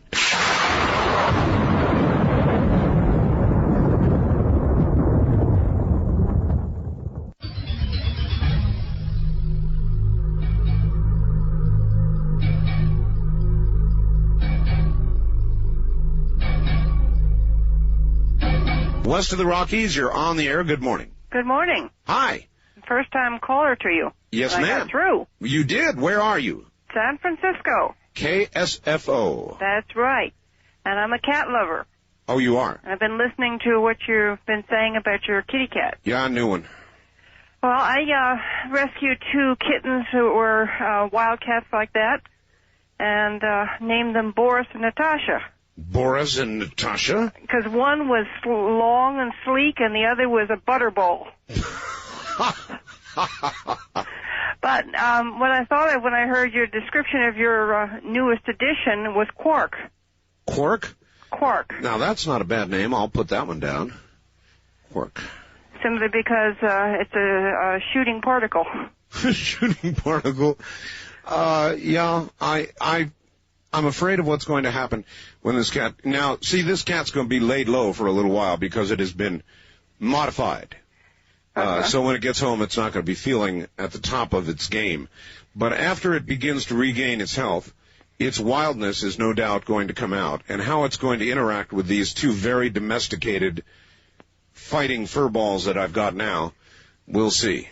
Well, mine were feral and quickly domesticated, but they're very smart. Tell me about it. And this cat came out. See, what we did is we put the trap down, this wonderful trap we got from L.A., and we dribbled some science diet up toward the trap, leading the cat, bite by bite toward the trap. Right. And the cat ate every single one of the science diet pellets up to the trap and stopped there. And there was a full bowl of science diet inside the trap, and that's the way it went for a couple of days. Finally, in the middle of the night, at about 3 a.m, snap goes the trap, and there's the orange little fur ball. Finally. It was a bit older cat? It's either a year or just under a year. Oh, yeah, well, they're very streetwise by then. I found these 2 when they were just a month old, and their mother had apparently been killed by a raccoon. Well, there you are. So, see, it's going to be interesting. As you point out, this one has got to be pretty streetwise, and it's going to be interesting to see how the hierarchy stacks up. Watching cats is really something. Oh, I know. I've had them for over 20 years, well, various ones. Then you well know. Yes, I do. Thank you very much. There is a I don't get it. This little girl cat of ours pushes this big one around like there's no tomorrow. And he could squish her. I mean, he is so much... He could squish me. He could shred me. He has, many times.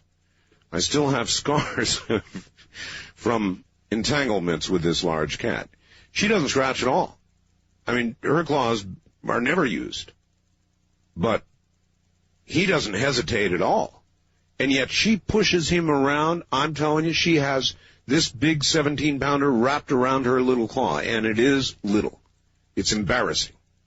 How does a small, featherweight little nothing of a cat push a big cat around? I don't know. Anyway, Enough cats. First time caller line, you're on the air. Hi. Art? Yes. This is Josh from Cottage Grove. Hi there. Well, I was wondering, have you ever watched Babylon 5? A couple of times. A couple of times. Well, I think it's an excellent show. Do you? Yes.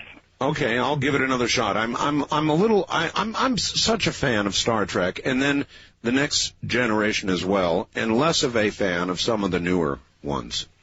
Well, the writing is so much better on it, I think. Okay. Well, I'm open. I'll check it out. Well, do you think I could get an address? I'd copy some tapes for you if you'd like. You would violate copyright laws for me? Yeah. I would. Sure. Okay, would you consider having J. Michael Straczynski as a guest?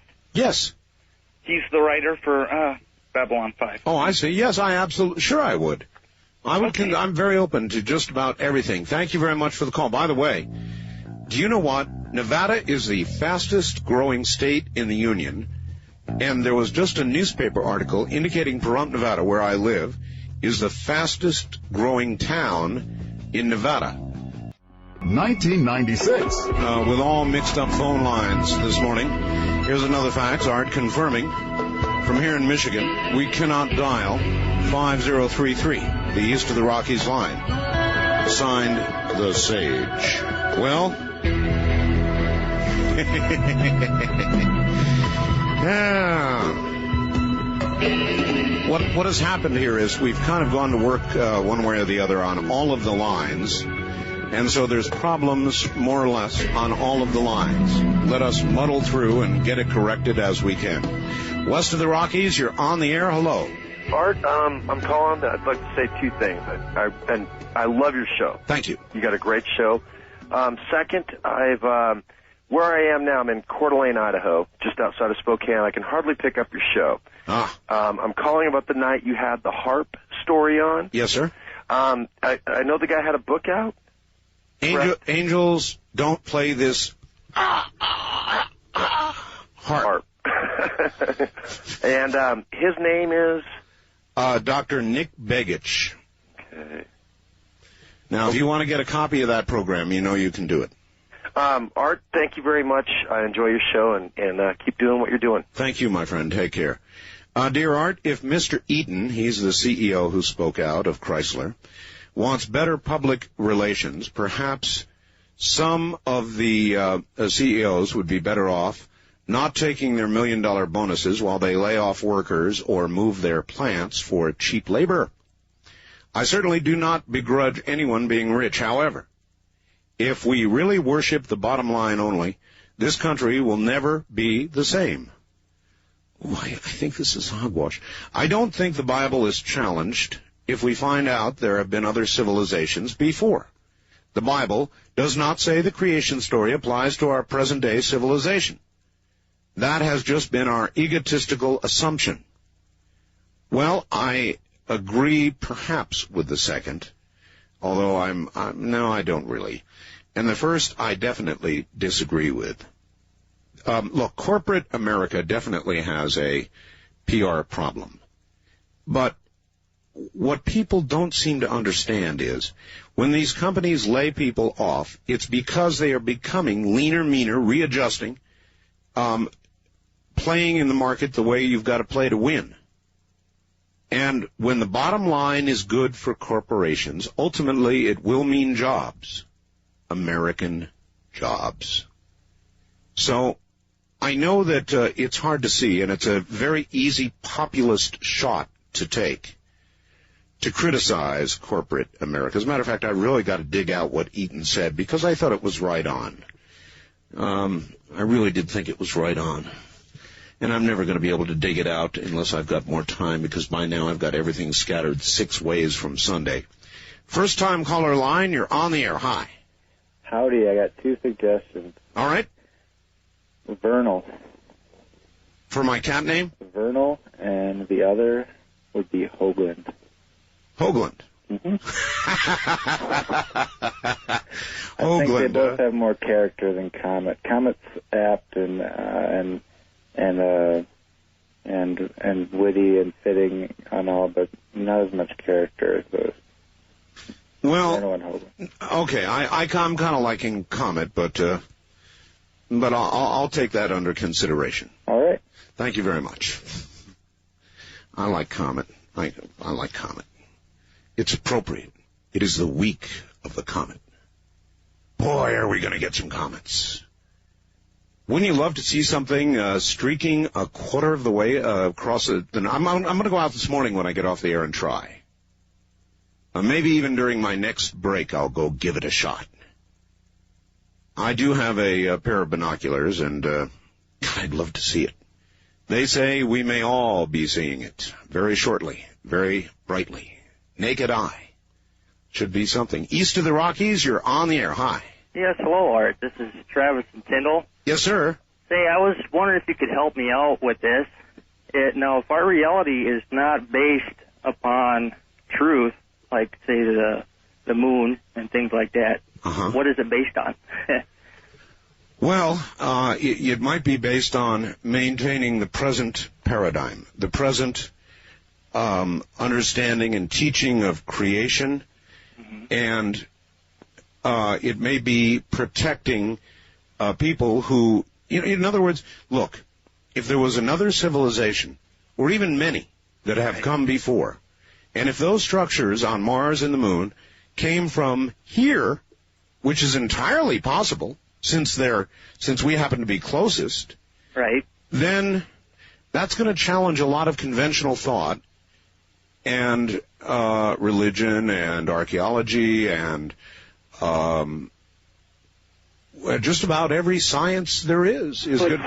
But shouldn't that be the way it is, though? I mean, if we're living in a lie and an illusion. Well, all right. Let me give you a good better, right? Let me give you a good parallel, sir. Okay. There was a day when everybody thought the Earth was flat.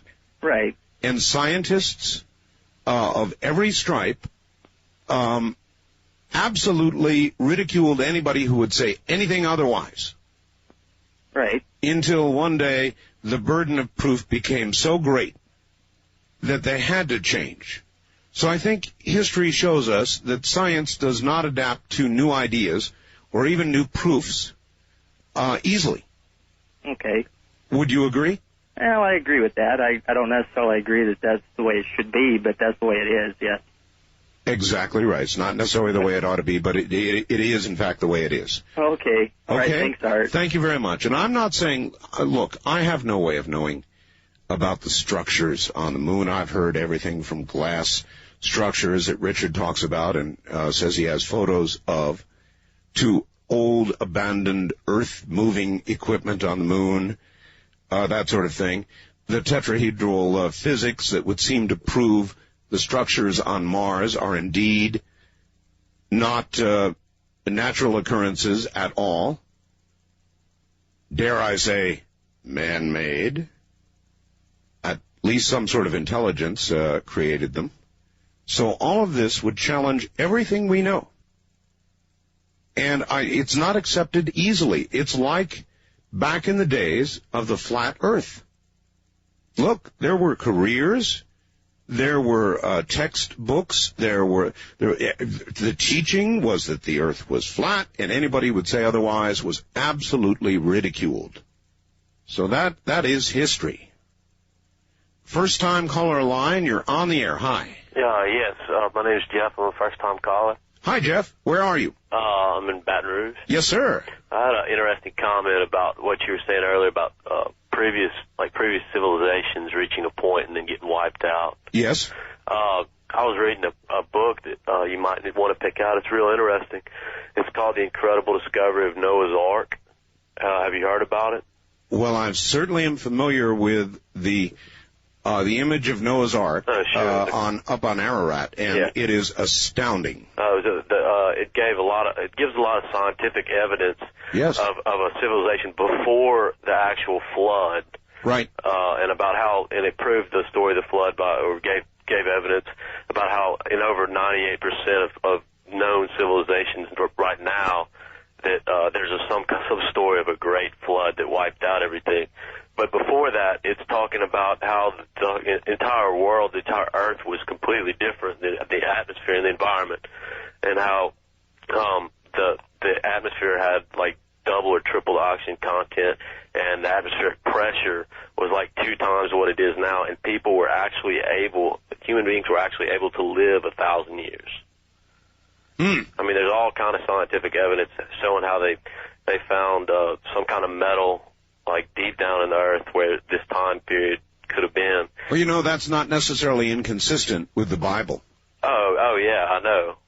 I understand that, but I mean, the Bible's not meant to be taken literally. Well, I am coming to the point, after watching the mysterious origins of mankind, talking with a lot of people, including Hoagland, including a lot of very reputable people, that there have been those who have been before us. Oh, yeah. It is absolutely as good a theory as any other out there, and maybe one with more proof if just the American media would open up and allow it. Mm-hmm. They won't let ideas like that out, though. They don't want... Well, it's like saying the earth is round, way back when. I really believe that. It's people are so afraid of change. Yes. That they don't want it to come out. I mean... No, I know that you're exactly right, sir. You're exactly right. So afraid of change. And it's stronger than that. It's not just fear of change, but entire careers are based on things the way we have said they are. And if they're not that way, then those careers are down the tubes. They're gone. Yeah, sure. I appreciate your call. No problem. Thank you. So I have an open mind about this. And as I said in a promo I did, I think, for Dreamland, human beings only use about 10% of their brain. So why is it we think we know it all? It is because we are compelled to have answers for things. We must have answers. And these are pressing, hard questions. How did we get here? Who are we? Are we alone? All of these things, they demand answers. And the scientific community has given us answers. They're not necessarily the right answers, and they're certainly subject to proof that would contend otherwise. And I think there is a growing body of evidence that there is an otherwise, if you follow me. It's just going to come out very slowly and very painfully. East of the Rockies, you're on the air. Hi. Hi, Art. Yes, sir. Yeah, this is Dr. Beller. How you doing? I'm fine. Okay. The reason why I called tonight was to see what your standings was on Ross Perot. I've been inside a truck stop. I'm a truck driver. I see. And I've been inside a truck stop and haven't been able to hear your show in here. All right, well, I'll tell you this. I voted for Ross Perot in the last election. So did I.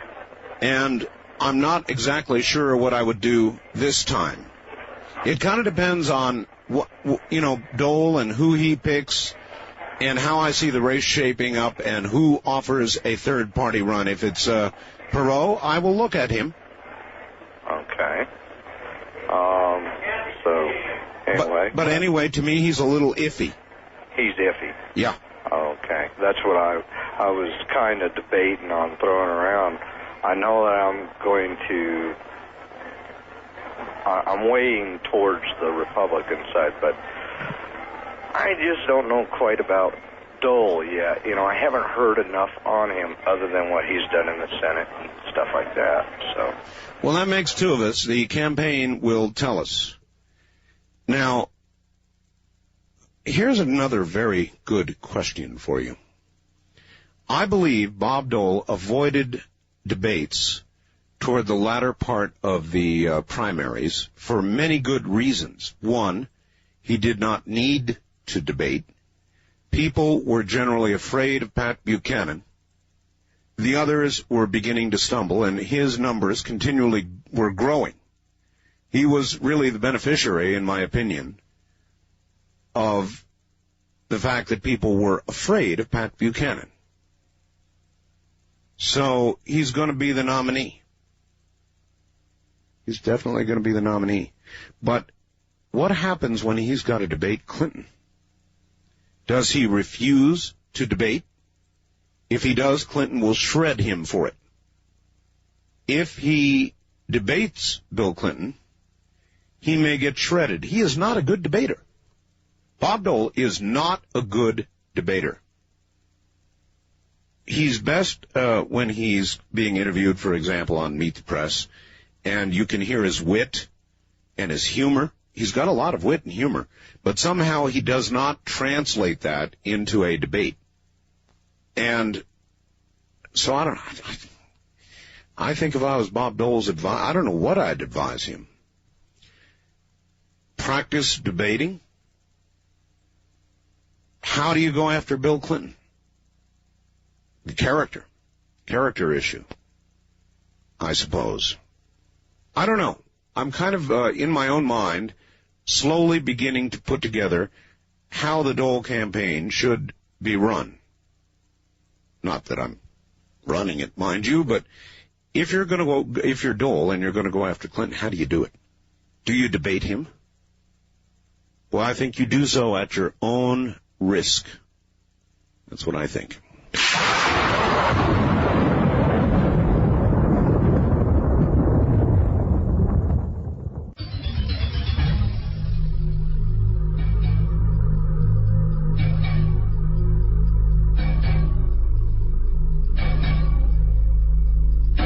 East of the Rockies, you're on the air. Good morning, Mr. Bell. Hi.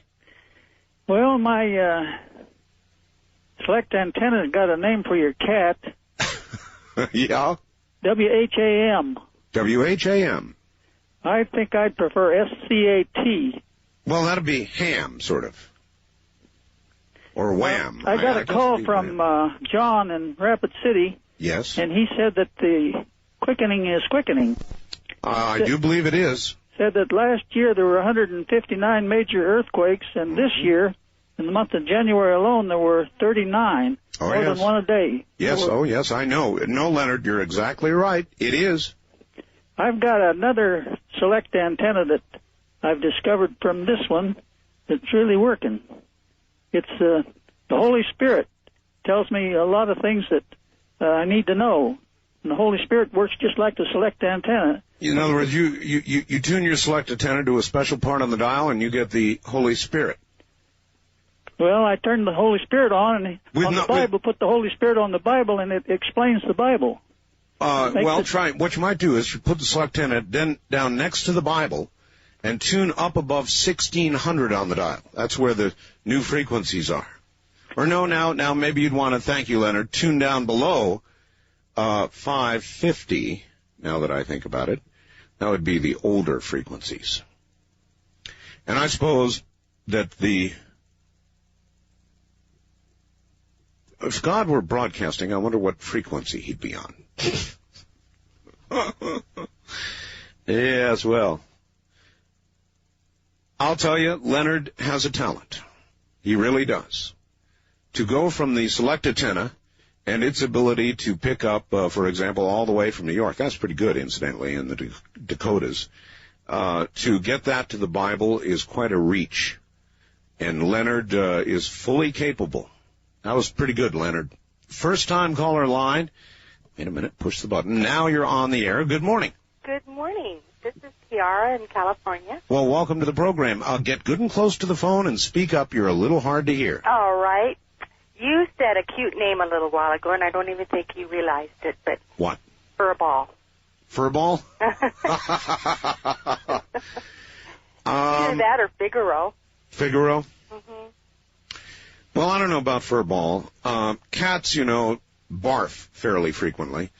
And we split our responsibilities. I am responsible for the cat box and barf. She is responsible for the food dish and water. Now, does that seem fair to you? No. I know. I feel the same way. And now there's going to be 3 cats, 3 times the hairball barfs, and 3 times everything else. Well, I still think Furball's cute. It is cute. All right. Thank you very much for the call. Take care. Yeah, but Comet is so cool. This is the week of the Comet. Somebody sent a fax and convinced me. What's orange, sort of, and has a long tail? Comet. And it is, here it is, equinox. This will be, by the way, the equinox comet. This is the 20th. Equinox is the 21st. The comet should be visible to the naked eye, I believe, on the 21st. We just got the cat. It's too good to let go. Comet, I think, is the name. I'm open to ideas, but my mind is rapidly closing on the subject. West of the Rockies, you're on the air. Good morning. Hello. Hello. This is Richard from Portland. How you doing? And I got an idea for a name for your cat. Okay. How about UFO or UFO, or unidentified furry object? Well, that part's pretty good, but, I mean, how'd you like to go, here, UFO, UFO, UFO? That's hard. Oh, well, I've heard worse. I mean, come on, Comet's pretty good, you got to admit. Oh, it is, definitely, if he's an orange cat. Yeah, orange with golden eyes, orange golden eyes. Yeah, most of my favorite cats have been orange or thereabouts. You should have seen this cat when it was in the trap. It didn't even move. I thought it was dead. It was just huddled down, this little fur ball. They call him Stiff. Stiff? You're Stiff. Listen, I was listening last night, and I think that was the night you had your wife on. It was, yes. And she sounded very nice. Oh, she's got a great set of pipes. Oh, yeah, someone said that. I thought it was really neat. I missed the call with your mother, and so it was really cool to hear your lady. Well, that was not a call. I had my mom here. She was actually here in the studio, here visiting. First time I'd seen her in many years, and it was a blast having her on the air. She was a natural. You ought to put your kids on. My what? Your kids. My kids. One of these days, I've had my son on the air. Stay where you are, sir. We'll be right back. This is Premier Networks. That was Art Bell hosting Coast to Coast AM on this Somewhere in Time.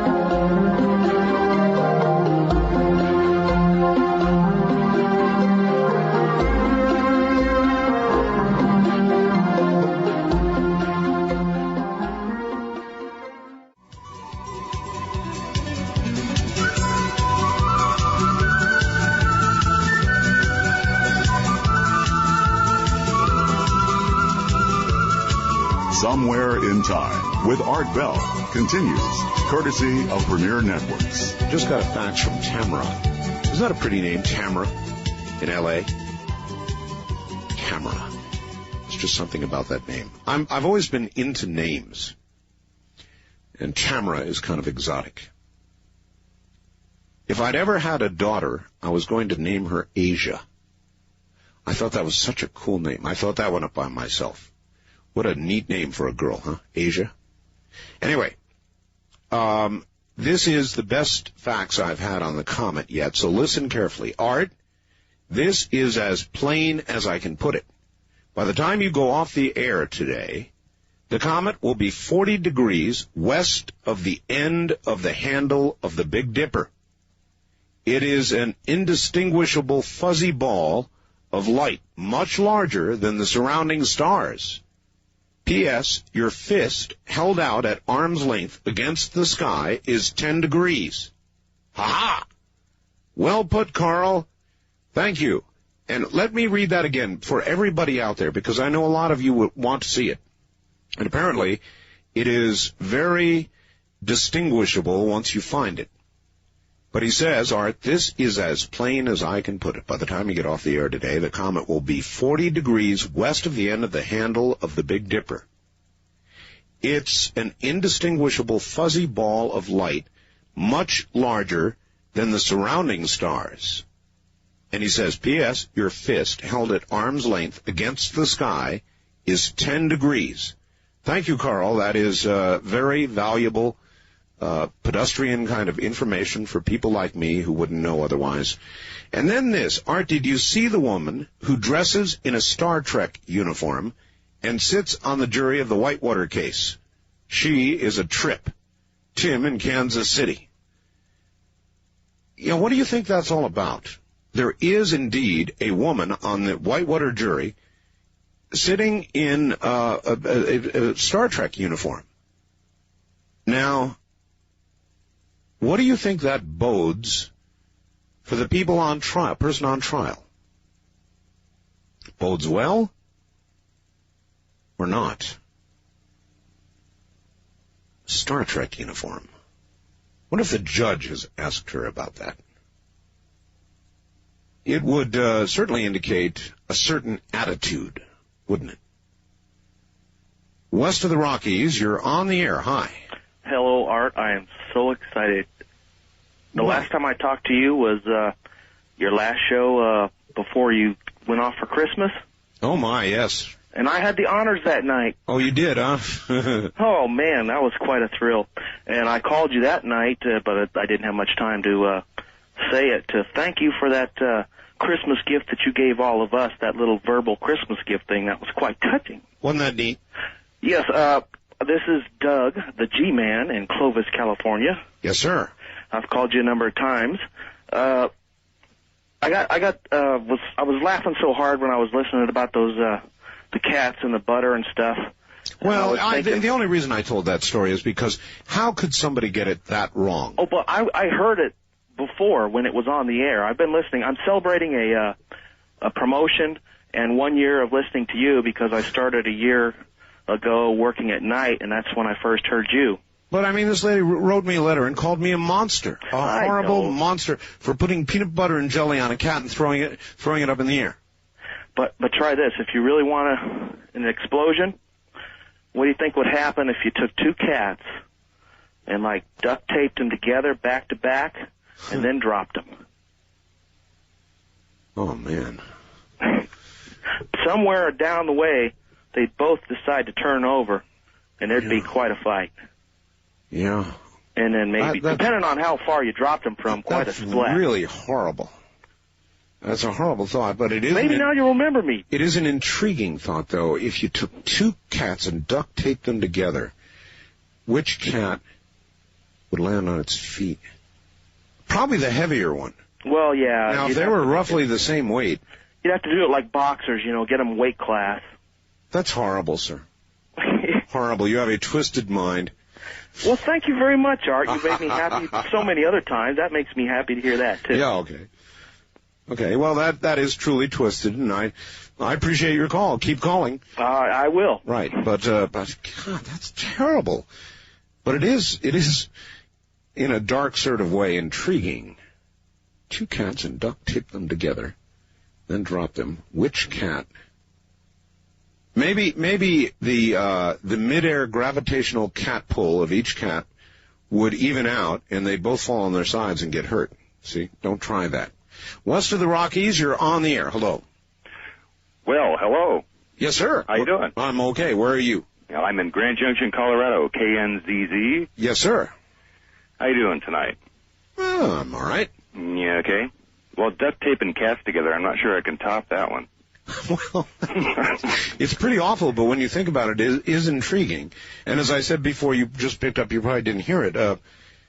I've concluded that if the cats were roughly the same weight, that whatever cat gravitational thing causes them to land on their feet, they both land on their side and they both get hurt.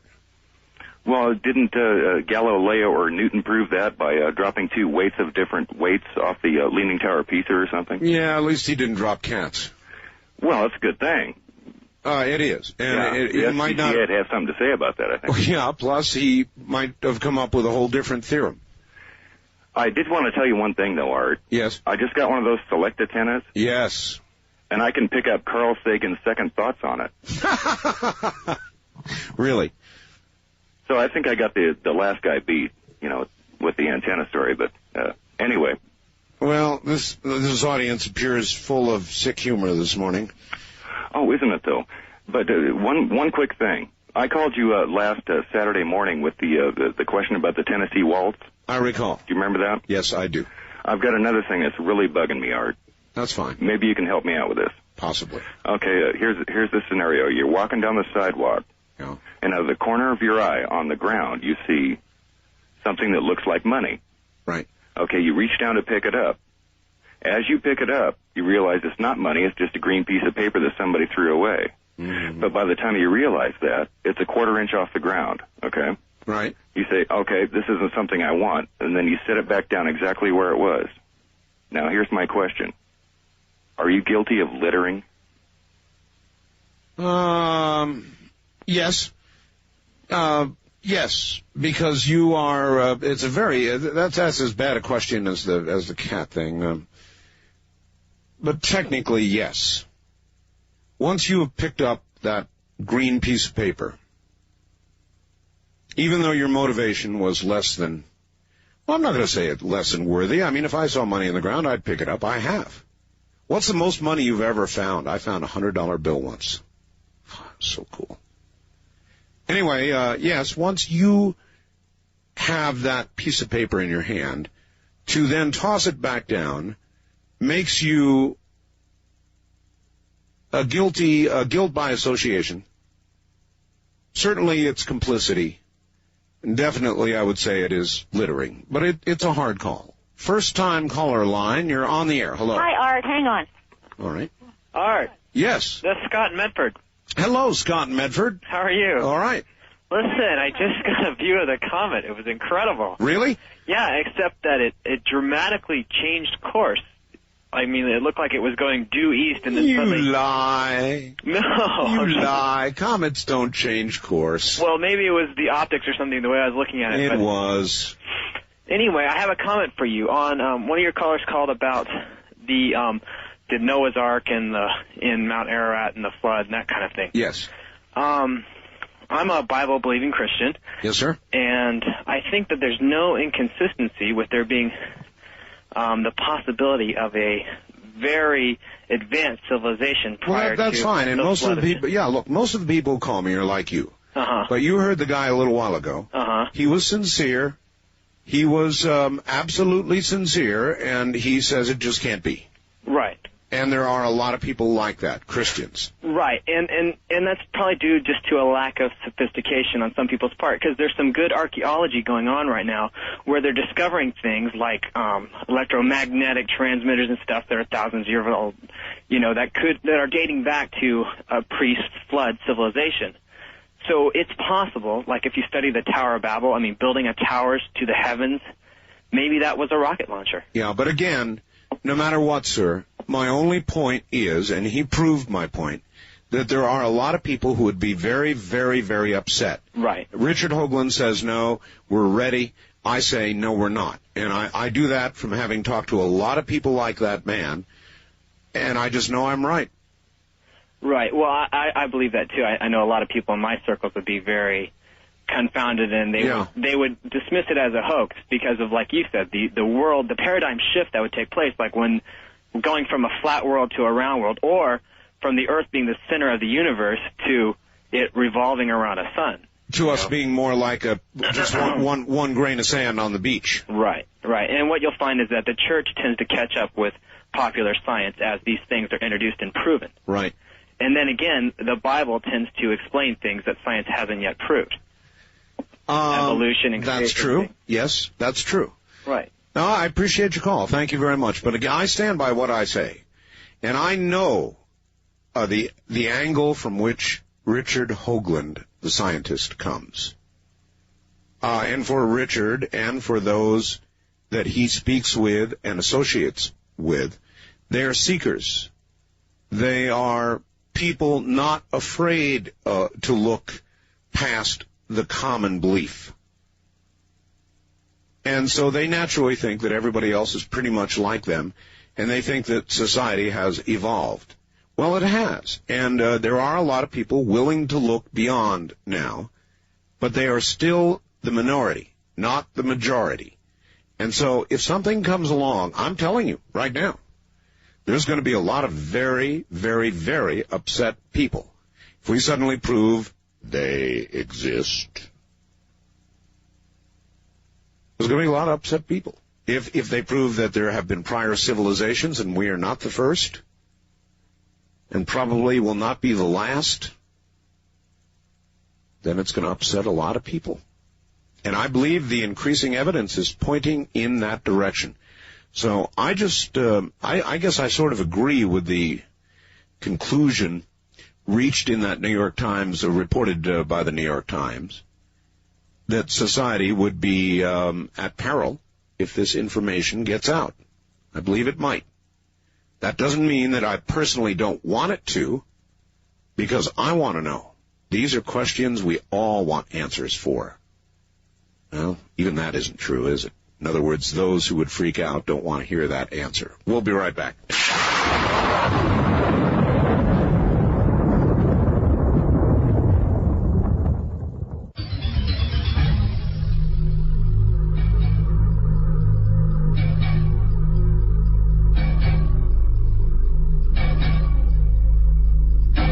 Bob Crane has done what he always does. Now, Bob is going to Taiwan on Saturday.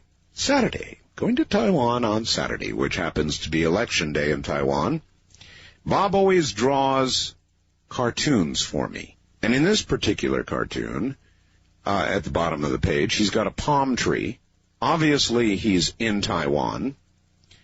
And this looks like Susie, his wife, and she's under an umbrella. And there's a missile flying overhead, and Susie is saying, Bob, this is what they were talking about on the news. And Bob's little caption says, ooh, that was a close one, dear. Oh, boy. I think he's out of his mind. He's been working too hard, and it has skewed his good judgment. Nevertheless, since he is going to Taiwan, we will take advantage of that fact. And we will call him. And maybe, like some of the reporters in Iraq, if all hell breaks loose, he can get on the phone and he can describe the overflying. Remember when the cruise missiles were flying and CNN was on the ground and you could actually see these cruise missiles flying by? It was incredible. Absolutely incredible. And maybe we can get you an audio version of that as Bob huddles in his hotel in Taiwan. West of the Rockies, you're on the air. Hi. Hi, Art. This is Russell. Yes, sir. Where are you? I'm in Los Angeles. Okay. KABC. Yeah, and I was thinking that Crystal Skull might be part of the HAARP project.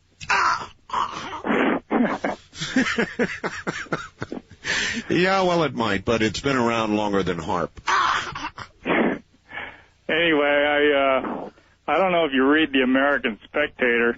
It's just a little more serious. But, you know, the situation over in China, they got a couple of articles. Yes. And one of them is on our Secretary of Defense, William Perry. Yes. And how he's been selling he's got a lot of connections with high-tech companies and has basically been giving the Chinese anything they want. And it's totally scandalous. It's every time I think the Clinton administration can't get any worse, it gets worse. Yeah, why don't we just sell it straight to the Pakistanis, and yeah, exactly. Cut out the middleman. That's a terrible thought. I appreciate your call. Look, I will get serious for a second. I think that right now our intelligence assessment of China is that it is going to attack Taiwan. I do believe that. Why do you think all this hardware is moving about? Why do you think the U.S., even at this juncture, continues to issue sharp warnings to China? It's because they know something we don't, and I mean the Defense Department and the President and others. I believe they have an assessment saying there is going to be trouble. And I wish to hell Bob Crane, of all days to go to Taiwan this Saturday, it's not exactly what I would call the ideal moment to travel, but he's bound and determined. West of the Rockies, you're on the air. Hello. Hi, I thought this was the anything goes line. Well, it is. All my lines are anything goes lines. This is Elizabeth. I guess that. Why didn't you come to the book signing? A bunch of people said, has Elizabeth been here yet? Oh, well, people know that I don't like the fan phenomenon. I see. It has to be comet art because the word comet comes from the Greek word komi or kome, which means hairy. So comet is a hairy yellow ball with a long tail. Yeah, it's perfect. Yeah, it's settled. It's too perfect. Yeah. Anyway, I have to agree with you on these huge changes in our consciousness. And, one of the things that I think, remember that prediction that the papacy would fall? Yes, I do. And I think that the Hoagland's new physics is going to be even more influential than the history issue, the moon ruins issue.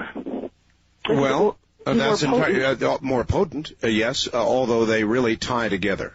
I think they do too, but, the physics, this is post-biblical physics, post-Newtonian, post-Einsteinian, post-quantum. I mean, this is really going to be a huge change in the way that we look at reality. Yes. And I honestly don't think that Christianity can withstand this, because Christianity is based on a single level, three-dimensional, linear scenario, and also a very limited and constricted view of history that serves its ends. But it's also the hard sciences, archaeology. Oh, truly, anything that astronomy, has historical content will be changed, and for that matter, Marxism, Freudianism, Darwinism, those are all based on that, the biblical scenario construct, and that's going to have to go. You're exactly right. It's all challenged, and Hoagland is myopic when it comes to imagining society accepting these changes without great turmoil. Well, one last thing, there's a silver lining here, which is that we will get our own culture back. We will get classical culture back, because classical cultural, the classical cosmology couldn't breathe. Well, if we do, Elizabeth, it's like the phoenix; it'll come from the ashes. Well, they didn't entirely kill it off. It's still there, and we'll get morality, we'll get civility back, we'll get our politics back, we'll get conservatism back. Yep. It'll be wonderful. I'm looking forward to it. Maybe so, but it may have to be Elizabeth's offspring that realize all the gains. In the future, our children will study the classics. Thank you. Bye. See you later. Well, that was a good call, and I happen to agree with Elizabeth this morning. All of that would occur. And this is no slam on Richard Hoagland, because I think what he has to offer is very valuable. It's just going to be challenged, ridiculed, just as the person who said, now wait a minute here, the earth is round. Well, as you recall, that person and those people.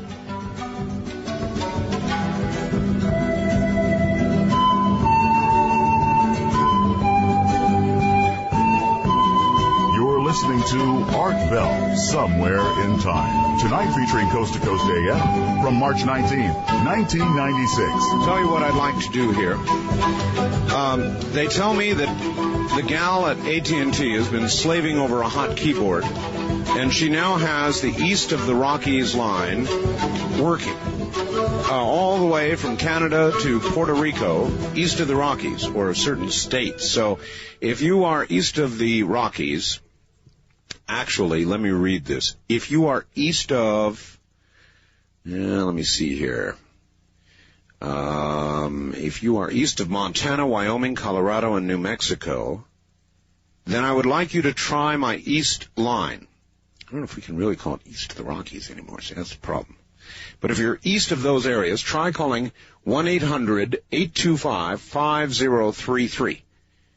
1-800-825-5033. If you get a sorry, you can't connect from this area to that area, you can't get from there to here, whatever it is they say, then send me a fax so that I know it and I can get it straightened out, okay?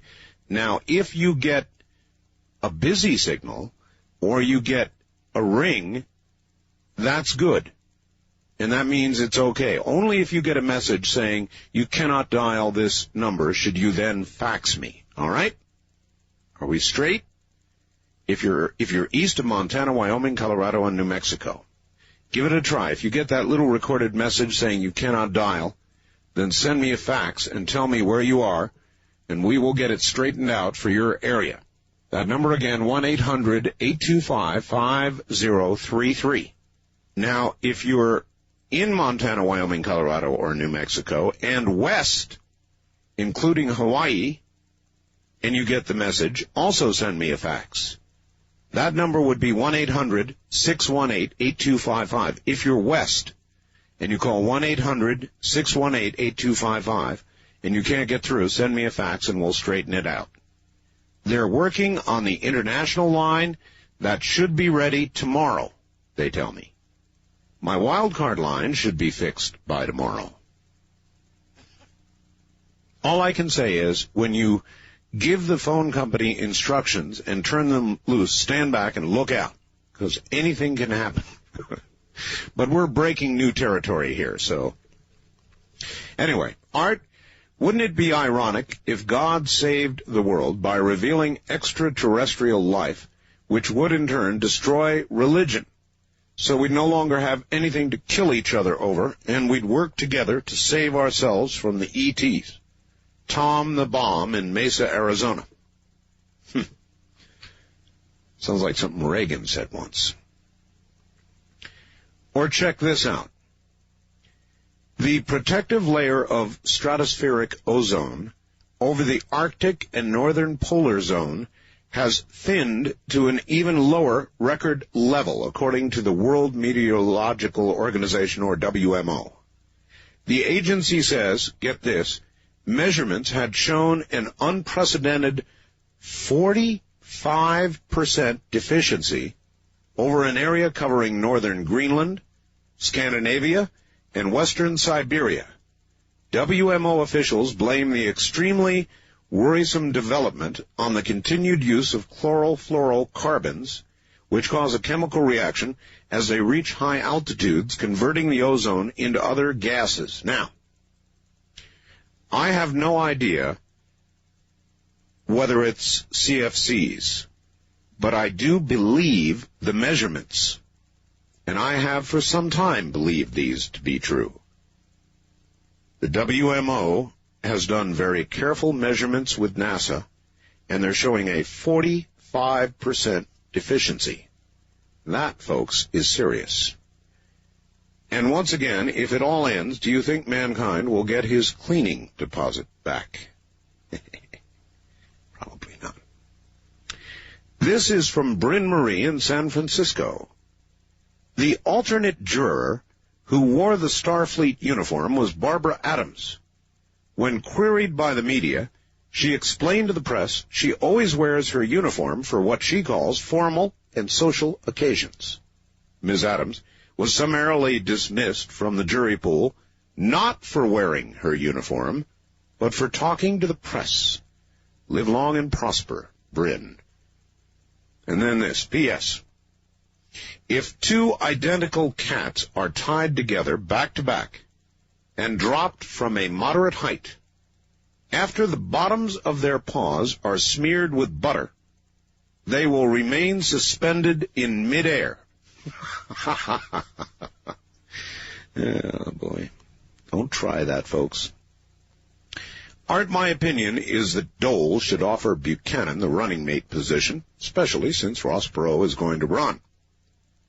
Most of Perot's people are Buchanan people. The things I see would benefit all would be that if Pat were to be the running mate, one, it would prevent a split vote between the three parties. Two, it would once again reunite the Republican Party and kick in automatic damage control. After all, you've got to expect a little hair pulling in a good political battle. Three, Bob Dole would be sure to win. I have actually heard Clinton voters say they'd vote Republican if Pat was involved. I, like you, was a Perot person. However, I would not favor Perot if Pat was included as Bob Dole's running mate.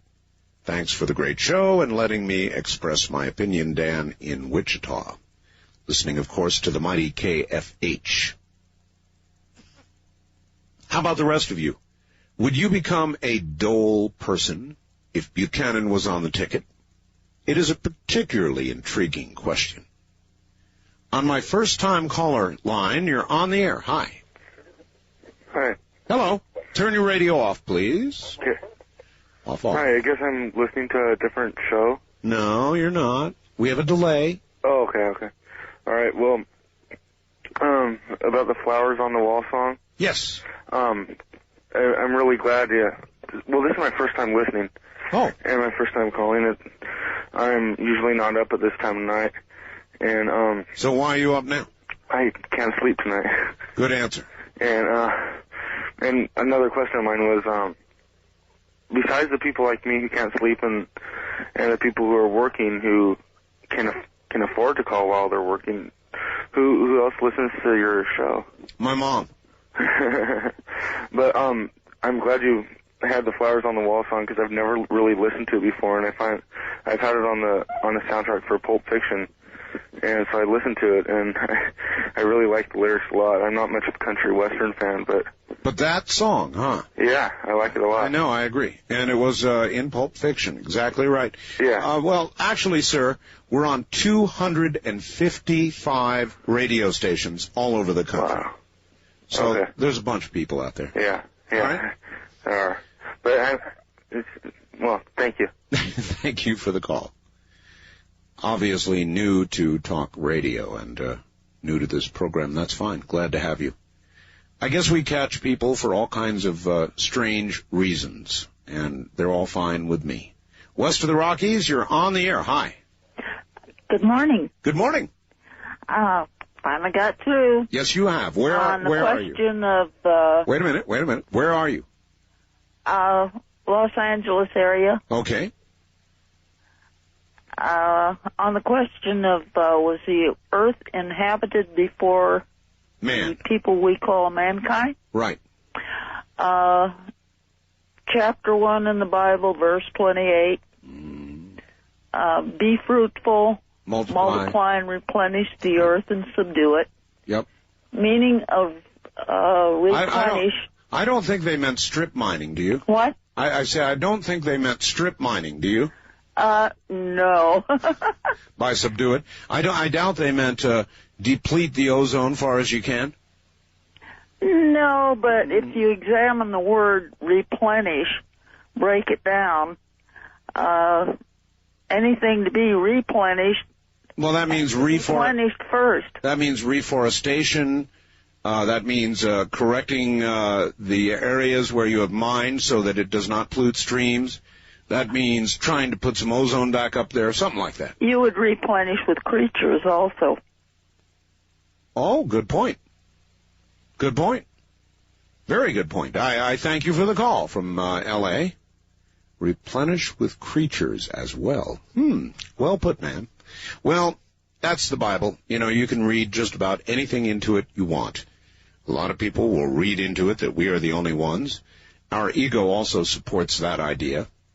Others will read into it replenishment of beings and even man, or perhaps repetitive cycles of man. Who knows?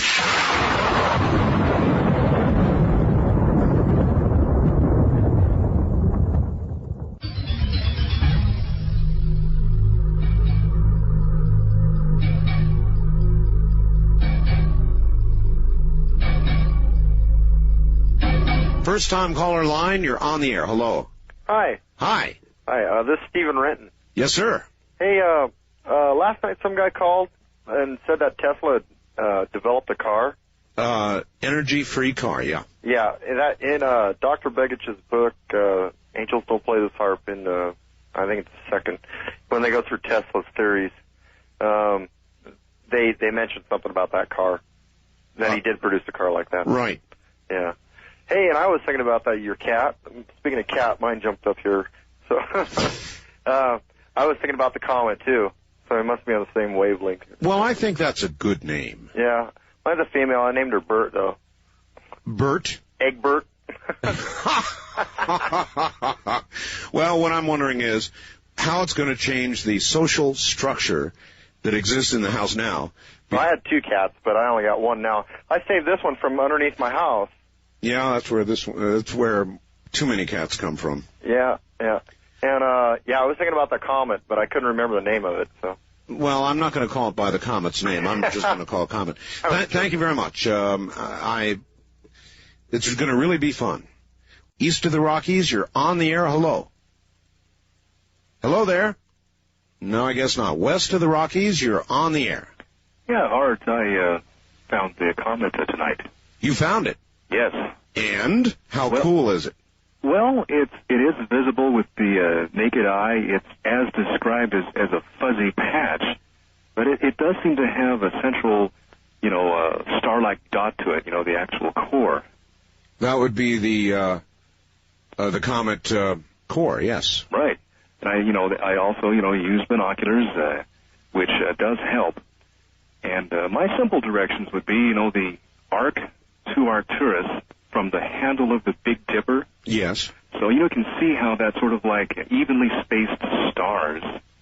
If you could just imagine that if the handle would continue and be maybe, twice as long as it is, there's another very bright star that's as bright or brighter than the stars of the Big Dipper. Right. Arcturus. Right. For me, in Eugene, Oregon, it's nearly straight overhead, but it's a little bit to the south where Arcturus is. All right. Okay, then I stretched my hand out full arm's length, so I'm looking at the back of my right hand. Right. And if I put my index finger where I'm pointing to Arcturus, that very bright star, then my thumb is sort of sticking out, like a backwards L.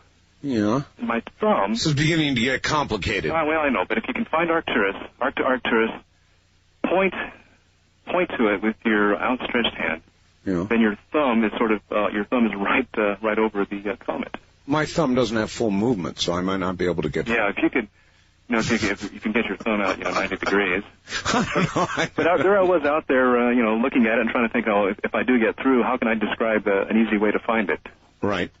Which is not easy in the Willamette Valley with all the clouds we have. I was waiting for a break in the clouds to get a glimpse of it. Well, it's going to be brighter over the next few days, and brighter and brighter. And it's headed north. And we're going to be getting calls, I'm sure, from people saying, this is it, it's coming. It is. It's maybe 9 million miles away. Yeah. It's coming our way. Did you hear the guy who called a little while ago and say, I saw it change course? Oh, yeah, he's been watching too many cartoons, huh? I hope so. Okay, thanks, Doc. Thank you very much for the call. And east of the Rockies, you're on the air. Good morning. This is Lewis from Louisiana. Hi, Lewis from Louisiana. How you doing? Oh, doing pretty good. I had a comment and also a quickening question. Okay. Okay, and my quickening question kind of ties into what I was thinking about, and I heard y'all talking about it. What if, the Lord decided to give us a fair warning, but yet the way we've always read the Bible, what if, He created all these other plants and they all had, say, different species from us. What if, He gave them the same chance to straighten up their act, like He's, trying to do for us? What if they didn't do the same thing, and that's why, all the plants, the way that they are now, maybe He's giving us a, fair warning the same thing could happen to us? Well, I've got a better one. Are you ready? Yeah. What if, I love what ifs, what if God treats us kind of like my mom treated us kids? I've got 2 sisters, and you remember, maybe your mom, do you have any brothers or sisters? Yeah, I got 1 sister. Yeah. Well, a lot of times when something horrible has been done, and they line you up and they want to know who did it, right? Mm-hmm. And you won't tell them, and they say either you tell us who did it or you all get punished. Yeah, usually. Yeah. Well, I mean, what if some Plutonians, we'll call them Plutonians, have really screwed up? I mean, their whole ionosphere is gone. Their whole atmosphere is gone. They're nothing now but an ice ball. But once they were a lush green planet like us, except they screwed up. And now God is basically saying, all right, who did this? Nobody's answering. Do you see where I'm going here? Mm-hmm. Now for my quickening question. Yes. Okay. I've been watching a lot of my seismofaxes and been watching, reading the paper and then watching the news, and I'm noticing, with KTLA and all the other stations, the only one really is keeping up with it, and you, and I appreciate you for it, because it just seems like everybody else just putting their fingers, to the air saying, well, this is the same, it's been going on for years, but no, it's setting up for something big. Yes, sir. Obviously it is. Thank you. I absolutely agree with you, and I'm not maybe I am a gloom and doomer. Actually, I somewhat enjoy it. Some twisted way. But the number of earthquakes, the number of volcanoes, the number of comets, the weather changes, the ozone depletion, all the rest of it, I could really go on and on. The social changes, the economic quickening, I could put together a list. Maybe, you know, we ought to do that. I'm going to put together a quickening list. God, that's a great idea. I always have great ideas at the end of the show. Quickening list. Wouldn't that be fun? Put together a list of all the things that actually validate the quickening. God, we could have a blast with that. Maybe tomorrow night. I have written it down. That means I will remember it tomorrow. West of the Rockies, you're on the air. Good morning. Oh, I thought I'd never get through. Hey, I've got a list of things. How are you doing, Art? Okay. This is Dean from Seattle. Yes, sir. Hey, when man's time stops, yes, to get back the damage deposit, cleaning deposit, I guess we would have to rent the steam cleaner first. That song, "Counting Flowers on the Wall." Somehow, though, I think mankind, in essence, putting chairs over burn marks in the carpet is not going to work. Anyway, go ahead. Yeah, "Counting Flowers on the Wall." Yes. That sounds like someone in an insane asylum or something. The lyrics. Well, maybe that's why it goes so well. Yeah, maybe. And someone called about he wanted to something about a past show and dealt with aging and. Oh, yes. That was the guest on the Philadelphia experiment. Maybe you're right, Al Bielek. Al Bielek, and it could easily have been. You know, your canter is very much like Paul Harvey's. Really? I think so. Your voice. And now, and your timing. The rest of the story. Yes. And you should have a game called What If, and have people call in and say, hey, what if this? Do a whole what if night? Yeah, or I like section or whatever, you know. I like it. Great. I like it. Oh, and a name. What if the comet changed course? It didn't change course. I said, what if? Oh, then we can call it the golden ship coming our way. Oh, yeah? Maybe. Hey, your name for your cat? Yes. It's your third cat. How about Trey? Oh, God. Hey, good night, America. I really love you, and I don't know, keep eyes looking up. You love America? I love all people, and I think... No, don't be afraid to say it. Just sure, I do. I love America, and I love everything it stands for in its constitutional state. No matter what happens to us, sir, you're dead right. This is the best country on the face of the earth. You damn right, Art. And people just gotta have faith in America, if not anything else. You take care. Thanks. That's it for tonight. Trey, huh? No, it's going to be Comet. Comet has got to be the name. It feels natural. And I'll wake the boss up in the morning and we'll see what she thinks. I love it too. Good night, America.